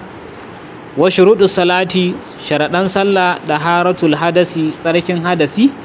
wa da haratul khabasi da tsarkin kari da tikin min albadani daga jiki wa thawbi da kaya wal makan da waje wa satrul awrat da suturce al'aura wa istiqbalul qibla da fuskanta alqibla wa tarkul kalami da barin zance wa tarkul af'alul kathira da kuma barin ayyuka masu yawa wa auratul rajuli al'auran namiji ma baina surrati ita ce abin da yake tsakanin cibiya ila rukubati zuwa gwiwa mugallaza kenan ko wal mar'atu kulluha auratun bace dukkaninta al'aura ce ma adal wajaha wal kaffai in banda fuska da tafukan hannaye wa tukrahu salatu fi sarawili an karhanta yin sallah a cikin wanduna ma'ana da wando kadai illa idza kana fawqaha shay'un sai dai in ya kasance a saman sa akwai wani abu na riga da sauransu wa man tanajjasa thawbuhu wanda tufafin sa yayin najasa walam yajid thawban ghaira bai samu wani kayan sabanin sa ba walam yajid ma'an yaghsiluhu bihi kuma bai samu ruwan da zai wanke shi da shi ba wannan kayan aw lam yakun indahu ma yalbisu ko kuma a tare da shi babu abin da zai sa na kaya hatta ya gasilahu har sai ya wanke wancan din wa kafa khurujal waqti sai ji tsoron fitar lokaci salla bi najasatihi to yayi sallah da wannan najasar tasa wala yahillu ta'khiru salati baya halatta a jinkirta sallah li adami taharati saboda rashin tsarki wa man fa'ala zalika wanda ya aikata haka faqad asarabahu hakika ya saba ubangijinsa wa man lam yajid ma yasturu bihi auratahu wanda bai samu abin da zai suturce al'aurarsa da shi ba salla urayanan yayi sallah tsirara wa man akhda alqiblata wanda ya kuskure wa alqibla a ada fil waqti ya maimaita a cikin lokaci sai ya ce maka wa kullu i'adatin fil waqti amma dukkanin wata maimaitawa da zaka ji an faɗa ma a cikin lokaci fa hiya fadila wannan mustahabi ne ba dole bane ko wa kullu ma tu'adu minhu salah yace duk abin da ake maimaita sallah daga gare shi fil waqti a cikin lokaci fala tu'adu minhu fa'itatu wan nafila to ba a maimaitawa daga gare shi a sallar da ta riga ta wuce wan nafila da kuma ta nafila ko ita ba za a maimaita ba ko sallar da ta riga ta wuce kamar misali sakai azhar ko to sai la'asar kuma baka yi ta ba ka zo za ka yi la'asar ɗin sai ka kuskurewa alƙibla ɗin ko to sai aka ce sai ka maimaita ta a cikin lokaci wacce ta wuce ai ba za ka maimaito ta ba ka gane azhar ɗin ba za ka maimaita ta ba ita wannan da ake cikin lokacin da ita za ka maimaita amma ita ma mustahabi ne kun gane da kuma nafilar da kai ita ma a cikin wannan lokacin sallah kaman kafin azhar kafin la'asar ana nafila in azhar ce ana yi kafin ta ana yi bayan ta ko to nafila ba za ka maimaita ba to shine wa kullu ma tu'adu minhu salah duk abin da ake maimaita sallah daga gare shi fil waqti a cikin lokaci fala tu'adu minhu al-fa'itatu to ba za a maimaita sallar da ta wuce daga gare shi ko wannan nafila da nafila kun gane aya lokaci ko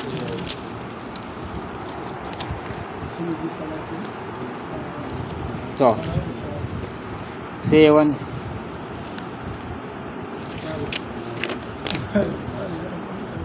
kirawo wannan ne mai suna kulasa ne ko shi kuma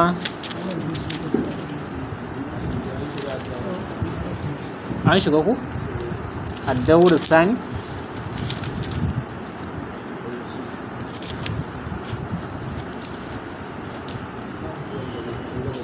to a daura sani din shi za a shiga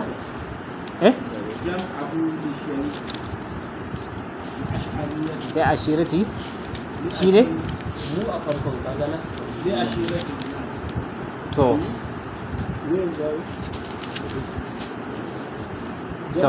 jam'uhu li ashirati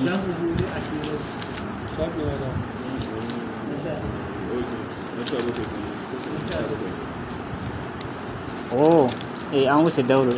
sani da kake magana haka ne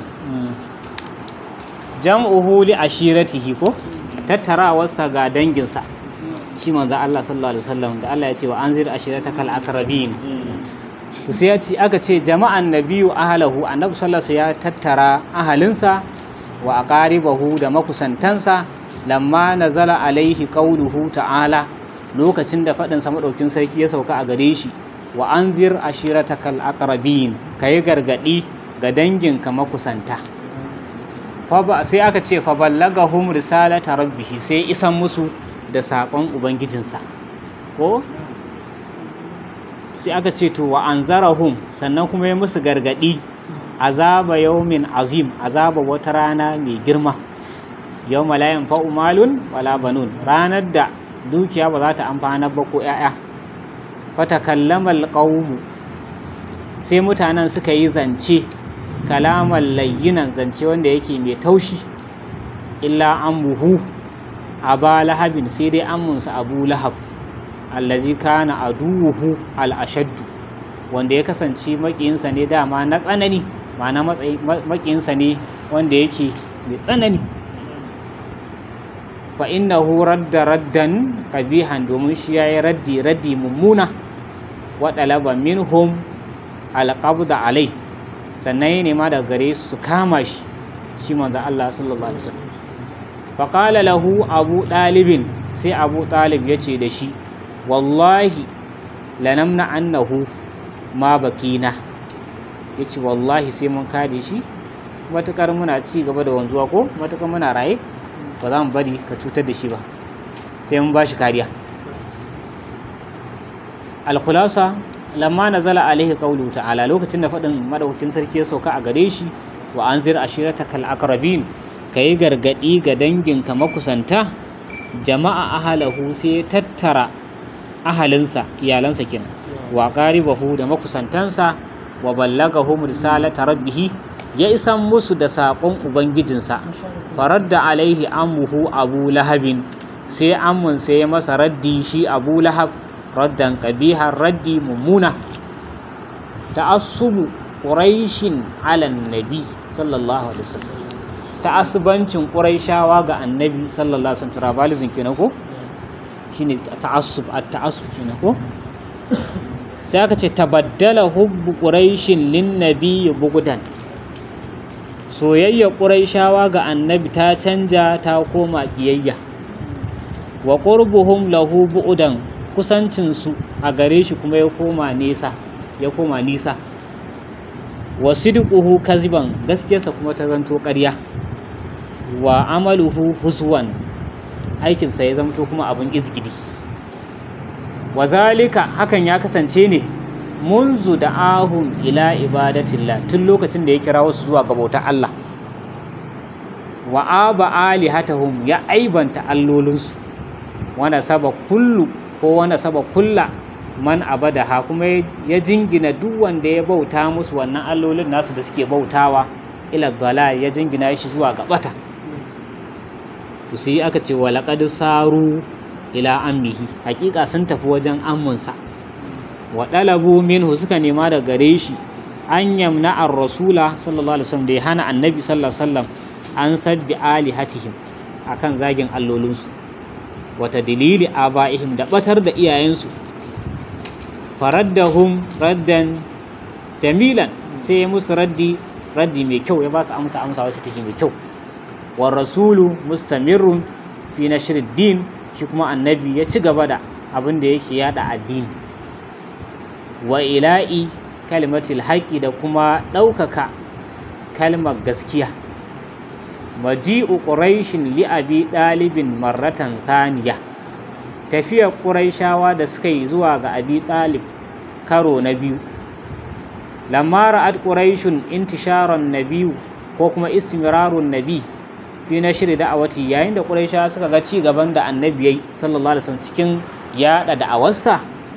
Wa difa'i ammihi anhu, da kuma kariyar da amunsa yake bashi. Mashau ila ammihi maratan saniyatan, to sai suka tafi zuwa ga amunsa karo na biyu. Wa qalu lahu, suka ce da shi, inna la nasbiru ala shatmi aba'ina, haƙiƙa mu ba za mu iya haƙuri akan zagin iyayenmu ba, ko aba'ina. Wa tasfihi uqulina, da kuma wawantar da hankulanmu. Wa aibi alihatina, da kuma aibanta allolinmu. Fa in ma an tamna abna akika, ko dai ka hana ɗan uwanka. Wa in ma an ta'azana lana biman'ihi, ko kuma mu ka yi mana izini da hana shi. Fada'ahu ammuhu, sai ammunsa ya kirawo shi. Wa dalaba minhu, ya nema daga gare shi an yamtani a daidaina, khawfan alaihi, dan jin tsoro a gare shi, min quraishin, na daga abin da yake wannan quraishawa. Fa abar rasulu, sai annabi yaki sallallahu alaihi wasallam. Wa qala, sai yace wallahi la atruku hadha al-amra, yace wallahi ba zan bar wannan al'amarin ba na da'awa da kira zuwa ga addini, hatta yuzhirahu Allah, har sai Allah ya bayyana shi. Aw ahlika duna, ko kuma in halaka dalilinsa, in mutu dalilin yin wannan. Fa qala lahu ammuhu, sai ammunsa yace da shi, izhab wa qul ma ahbabta, ka tafi ka faɗi duk abin da ka so. Fa wallahi la usallimuka, ko la aslimuka abada, yace wallahi ba zan sallama ka ba har abada. Alkulasa na ƙarshe ko aka ce mashat quraishun ila ammihi marratan saniyata, quraisha sun je ko sun tafi wajen ammunsa karo na biyu.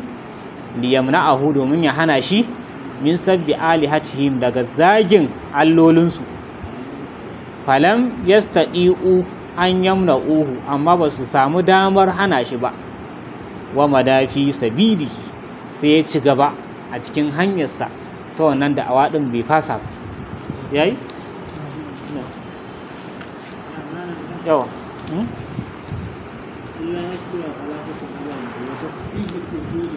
da wawantar da hankulanmu. Ba ana cewa wa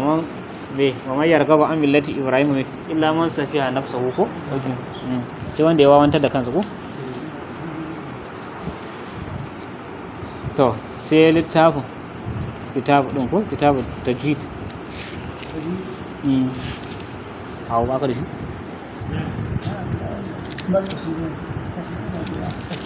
a duba ka san za a yi su ba lamul ko hukumu lamul fil an yi shi ko shi ne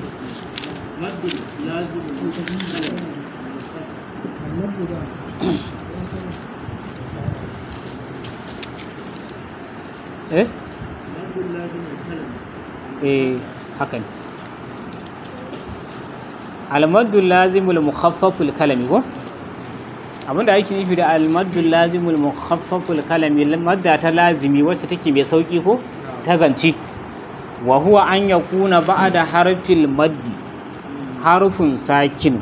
shine ya kasance a bayan harafin madda a samu wani harafi mai sukun nahwu kamar misali al'ana fi mawdu'ain sun zo a wajaje biyu ne min suratu yunus daga cikin suratu yunus dukkaninsu ko al'ana wa qad asaita qabla wa kunta minal muslimin wa miqdaru maddihi gwargwadon yadda ake yin maddata sittu harkat ja shida ne menene wacce ce kafin wannan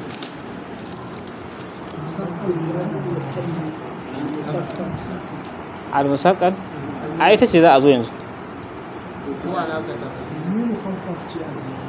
oh to na shine a farko ga ta nan al-maddul lazimul musaqqalul harafi ko shine a kalami din amma musaqqal almaddul lazimul kalami musaqqal tace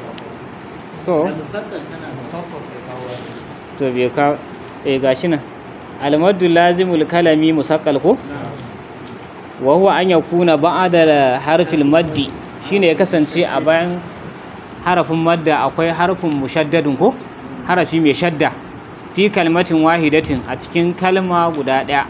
shi kuma yake nahau wala dallin ad-dallin din ko ga shadda din as-sakha ad-dammatu wa miqdaru maddihi sittu harakat ko gwargwadon da ake maddata shine ja shida to shi wannan din da muka karanta al-maddul lazimul mukhaffaful kalami wa huwa an yakuna ba'da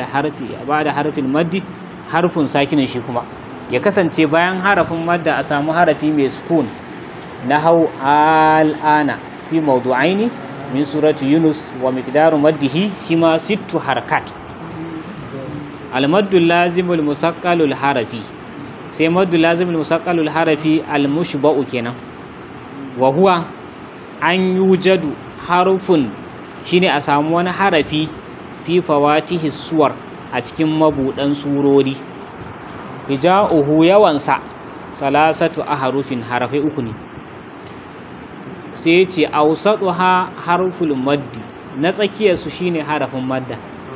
wasalisu sakinun ko na ukun kuma shine mai sukun fa in udgimal harufu idan aka shigar da harafin allazi ba'da harfil maddi wanda yake a bayan harafin madda kana musakkalan to sai zamto musakkal mai nauyi nahau alif lam mim ko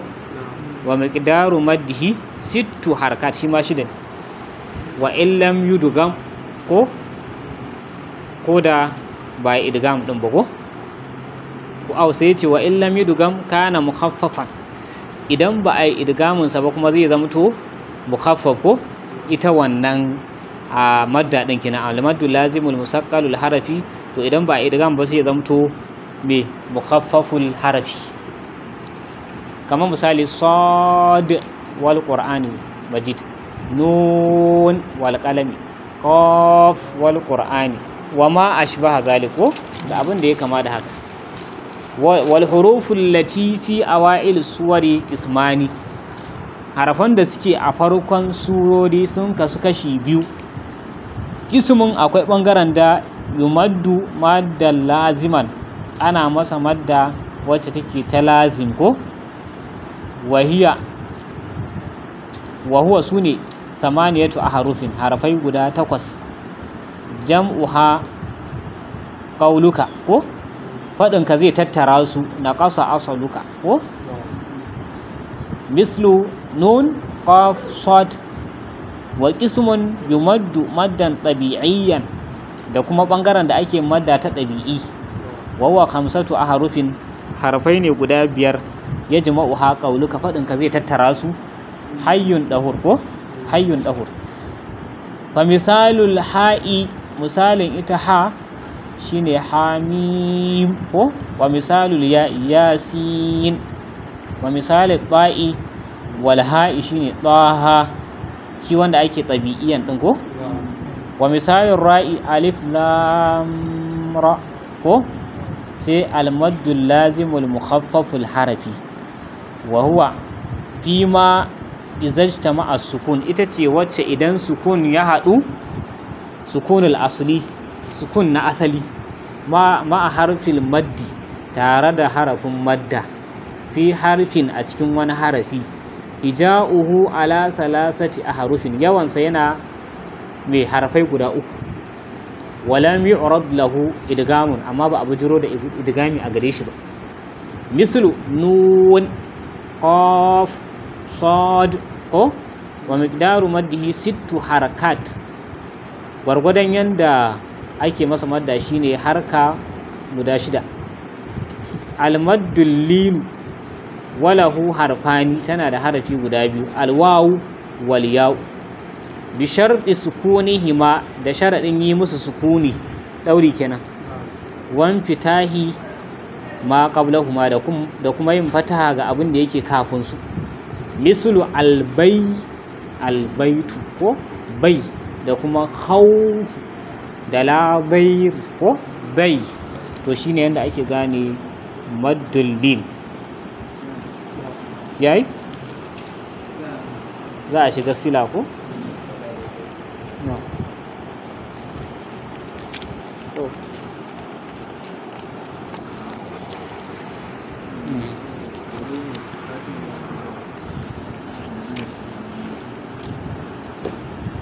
na wal warifa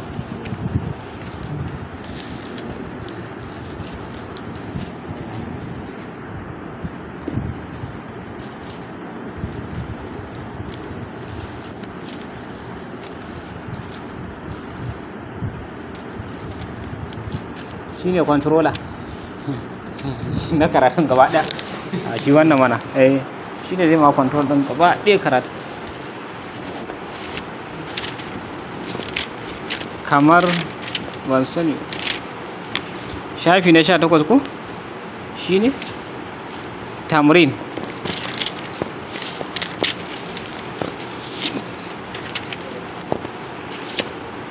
ko an wuce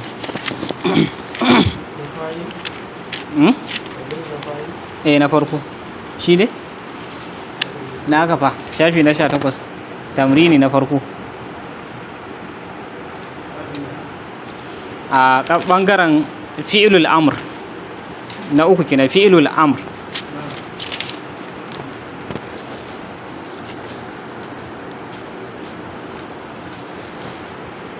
shi ne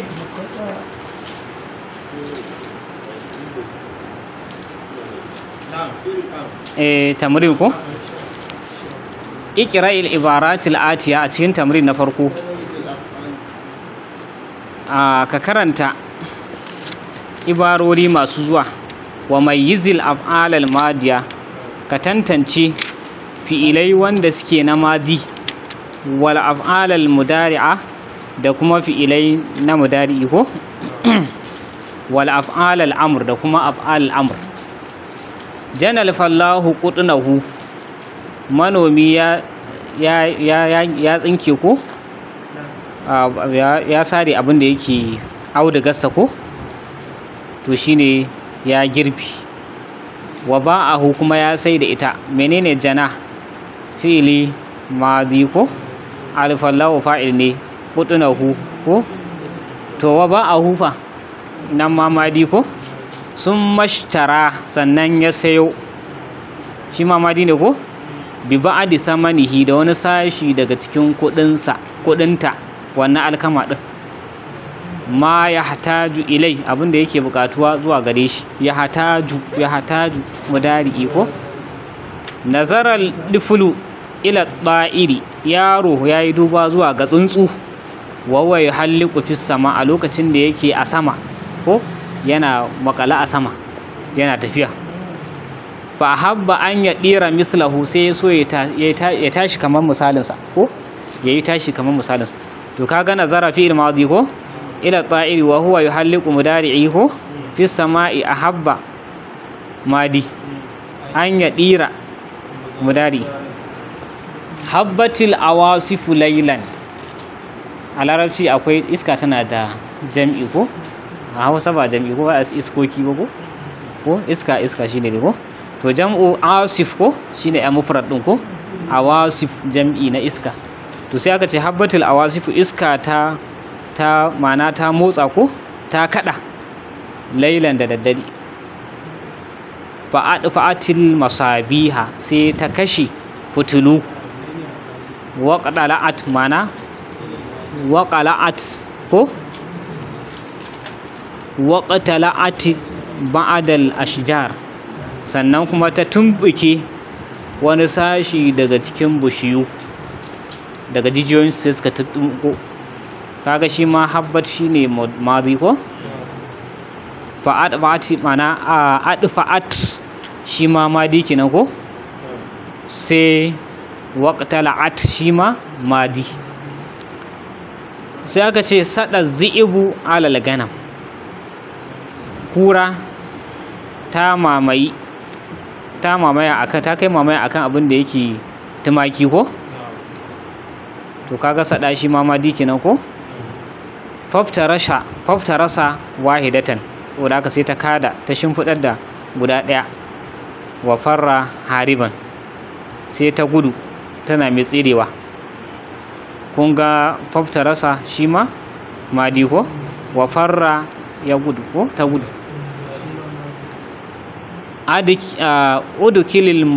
Udukilil bustana ko ana amri ne ko aka ce ka shiga cikin gona udukul da yake haɗewa ka sai udukulil bustana wa mati nafsaka ka jiyar da kanka daɗi bi nazrihi da duba cikinta ita wannan lambun. Wala ta'abas ko kada ka yi wasa bi azharihi da fulawoyinsa fulawoyin wannan lambun wasu marihi da 'ya'yan itatuwansa.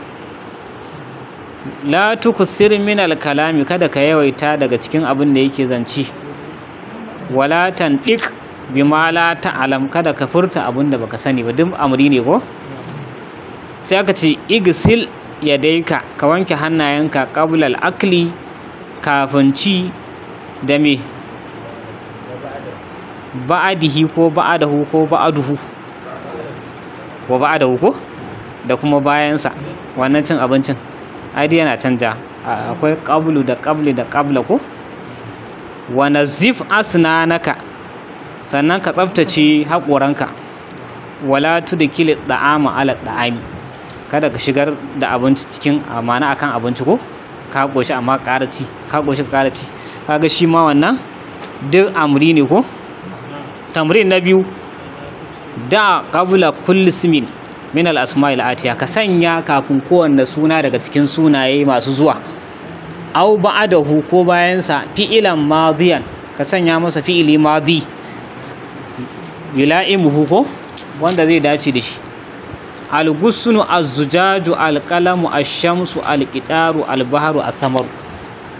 shi al-gusnu ba shine reshe ba az-zujaju ko kwalba ko gilas ko duk alƙalam fensu ko ash-shamsu rana al-qitar jirgin ƙasa sai al-bahru kogi as-samaru ko yan itatuwa ko to shine aka ce ka sa masa madi fi'ilan madi kaman ka ce me al-ghusl me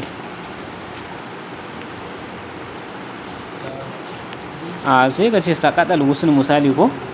reshe ya faɗo ko kasara ko diya na iya ɗauka wannan. A zujaju fa shi ma shine kasaran ma kasarar zujaju ko alƙalamu ko kasar alƙalamu ko shi ma ashamsu sai ka ce me dala'ati shamsu ko alqidaru ko saral gidaru albaharu mala'al baharu misali ko ya cika ko asamaru me nadajal ko nadijal samar ko misali ya nuna ko almisbahu shine fitila da qabla kulli wa ma'ana kulli ismin min al-asma' al-atiya ka sanya kafin kowanne suna daga cikin sunaye masu zuwa aw ba'da ko bayan sa fi'ilan mudari'an shi kuma fi'ili mudari yula'imuhu wanda ya dace da shi cikin irin wancan ne mudari'i zaka sa arrihu iska al-gubaru qura al-hilalu jinjirin wata ko al-ina'u ƙwarya kenan al-misbahu fitila an-naharu kogi as-safinatu jirgin ruwa sai al-qalam pencil ko tamrin salis da'a fi'lan mudari'an ka sanya fi'ili mudari'i fil makanil khali a wajen da ba komai mimma ya ati cikin abin da zai zo zaka karasa alfa'aratu bera min alqid daga muzuru sai ka ce mai takhafu min alqid ko yana jin tsoron muzuru ko shi bera alkalbu wara sahibihi me zaka sa mudari'i ko sai ka ce alkalbu yajri wara'a sahibihi ko yana tafiya a bayan ma'abocinsa ko addajajatu kaza kulla yawmin baydatan tana kowace rana tana kwai guda ɗaya sai ka ce mai addajajatu tabidu kulla yawmin baydatan al'ummu mahaifiya turabbi auladaha tana rainan 'ya'yanta ko da'a fi'ilan madiyan ka sanya fi'ili madi shi kuma wannan fil makanil khali wajen da ba komai mimma ya ati cikin abin da zai zo alwaladu aljulusa ko zama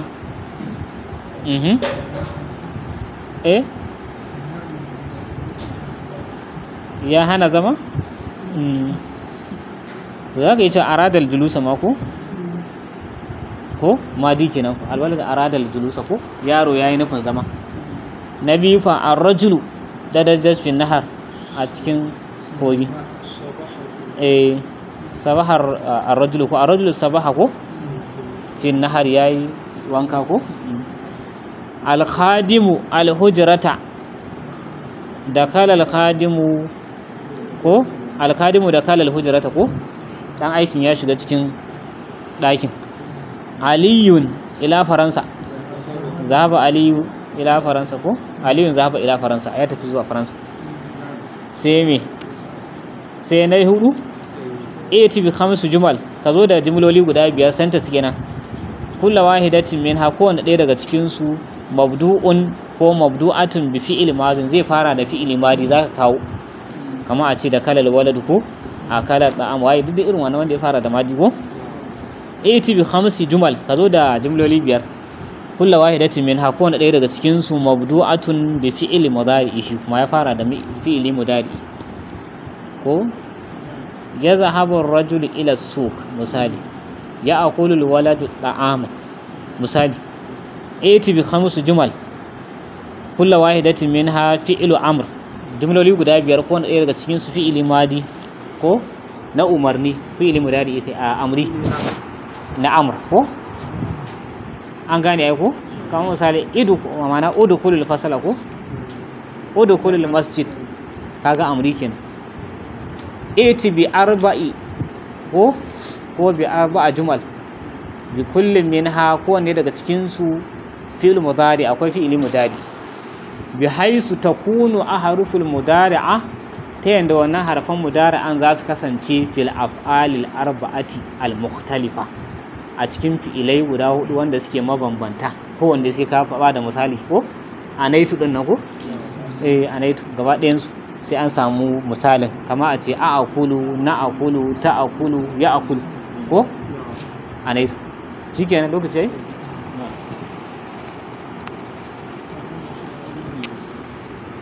yana da kyau a dinga yin practice a gida shi na hau yana da mai maka dinga yin aikin da aka ce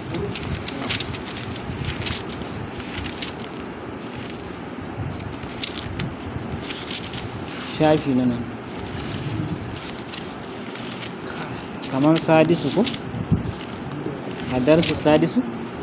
shine ko na ga alama hazihi ko wannan shafi na 33 ba wasan naku a darsu sadisu na 6 haza ibn hamid wannan dan hamid ne wa hazihi bintu yasir wannan kuma ai yasir ce ibnu hamidin jalisun dan hamid a zaune yake au an wuce nan salisa ashara to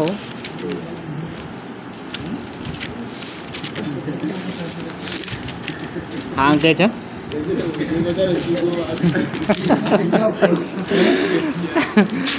kai alama da kai kenan amma dai anan naga alamar a'a naga a darsu saminu dai anan a saminu ga wace saminu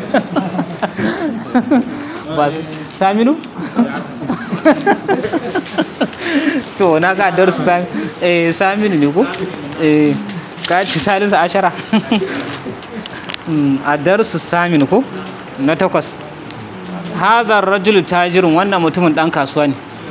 wa zalika rajulu dabibin wancan mutumin kuma likita ne ismu tajiri mahmud sunan dan kasuwar mahmud wasu dabibi sa'idu sunan likitan kuma sa'id hazal baitu litajiri wannan gidan na dan kasuwa ne wa zalika albaitu litabib wancan gidan kuma na likita ne baitu tajiri amamal masjid gidan dan kasuwar a gaban masallaci yake sai aka ce wa baitu tabibi khalfal madrasa gidan likitan kuma yana bayan makaranta liman hazi sayyaratu tawace ce wannan motar wa liman tilka waccan kuma tawaye hazi sayyaratu litabibi wannan motar ta likita ce wa tilka litajiri waccan kuma ta dan kasuwa ce hazihi sayyaratu min al-yaban wannan mota daga yaban take China ko wa tilka min America waccan kuma daga America take tamarin ajib anil as'ilatil atiya ka amsa tambayoyi masu zuwa man hazar rajulu wane ne wannan mutumin wa man zalika rajulu kuma wane ne wancan mutumin masmut tajir menene sunan dan kasuwar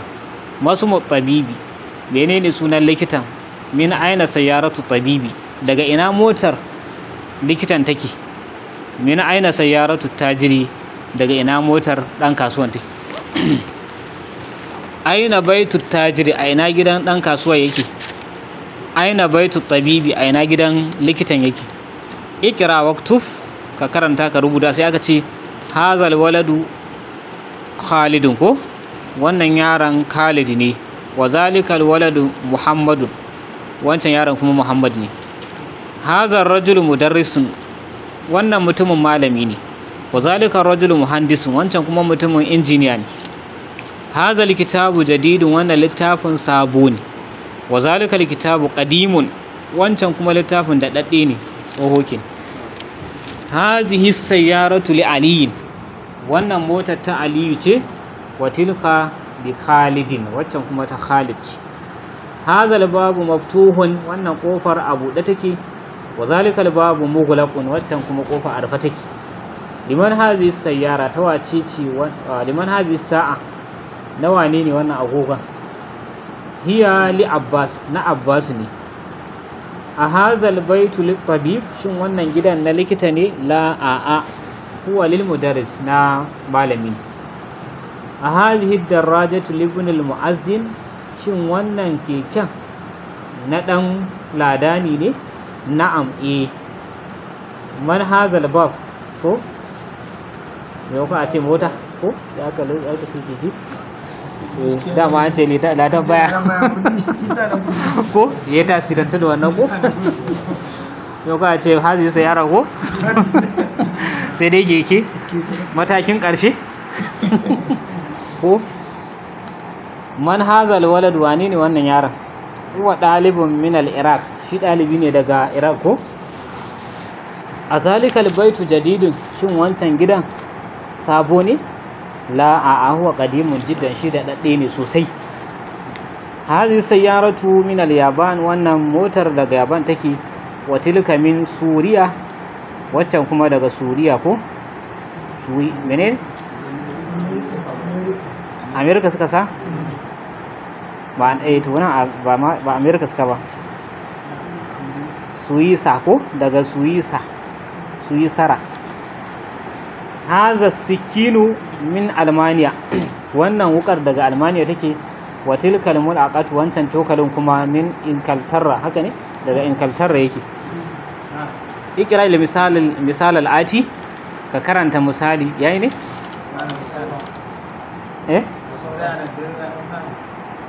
to ai a karasa wannan iya wannan tamrin din ko bacci kake ji to sai aka ce misali karanta ko misalin ati sun mahawila jumal ati a mislahu ko ka karanta wannan misali mai zuwa ka juyar da jumlolin kwatankwacinsa. Haza kitabun, wannan littafi ne, sai ka ce hazal kitabu li hamidi, wannan littafin na hamidi ne. Haza dabibun, sai ka ce me haza dabibu minal hind, daga inda yake ko. Hazihi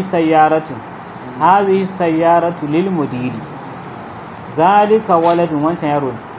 sai ka ce zalika waladu ibnul mudarris. Tilka sa'atu min Suriya ko Suwisa ko Suwisara. Sai aka ce haza baitun, sai ka ce hazal baitu lil muhandis. Haza qalamun, hazal qalamu lil abbasi. Kaga mallaka kenan ko wanda ake jingina mudafu ne. Zalika rajulu mu'azzinu. Hazihi baidatun, kwai kenan ko. Hazihil baidatu kabiratun, wannan kwan babba ne. Haza mundilun, hankici kenan. sai hazal mundilu wasifun mai datti ne. Hazihi haqibatun, hazihil haqibatu lil mudarrisi, ta malami ce. Shikenan ko to masha Allah. وصلى الله وسلم على نبينا محمد وعلى آله وصحبه وسلم. اللهم أحسن عاقبتنا في الأمور كلها وأجرنا من خزي الدنيا وعذاب الآخرة. سبحانك اللهم ربنا وبحمدك نشهد أن لا إله إلا أنت نستغفرك ونتوب إليك. سبحان ربك رب العزة عما يصفون وسلام على المرسلين والحمد لله.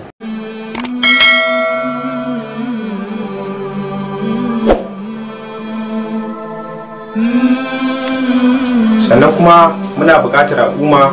ga duk wanda ya ga bidiyon mu ya yada shi ta hanyar group na kamar WhatsApp,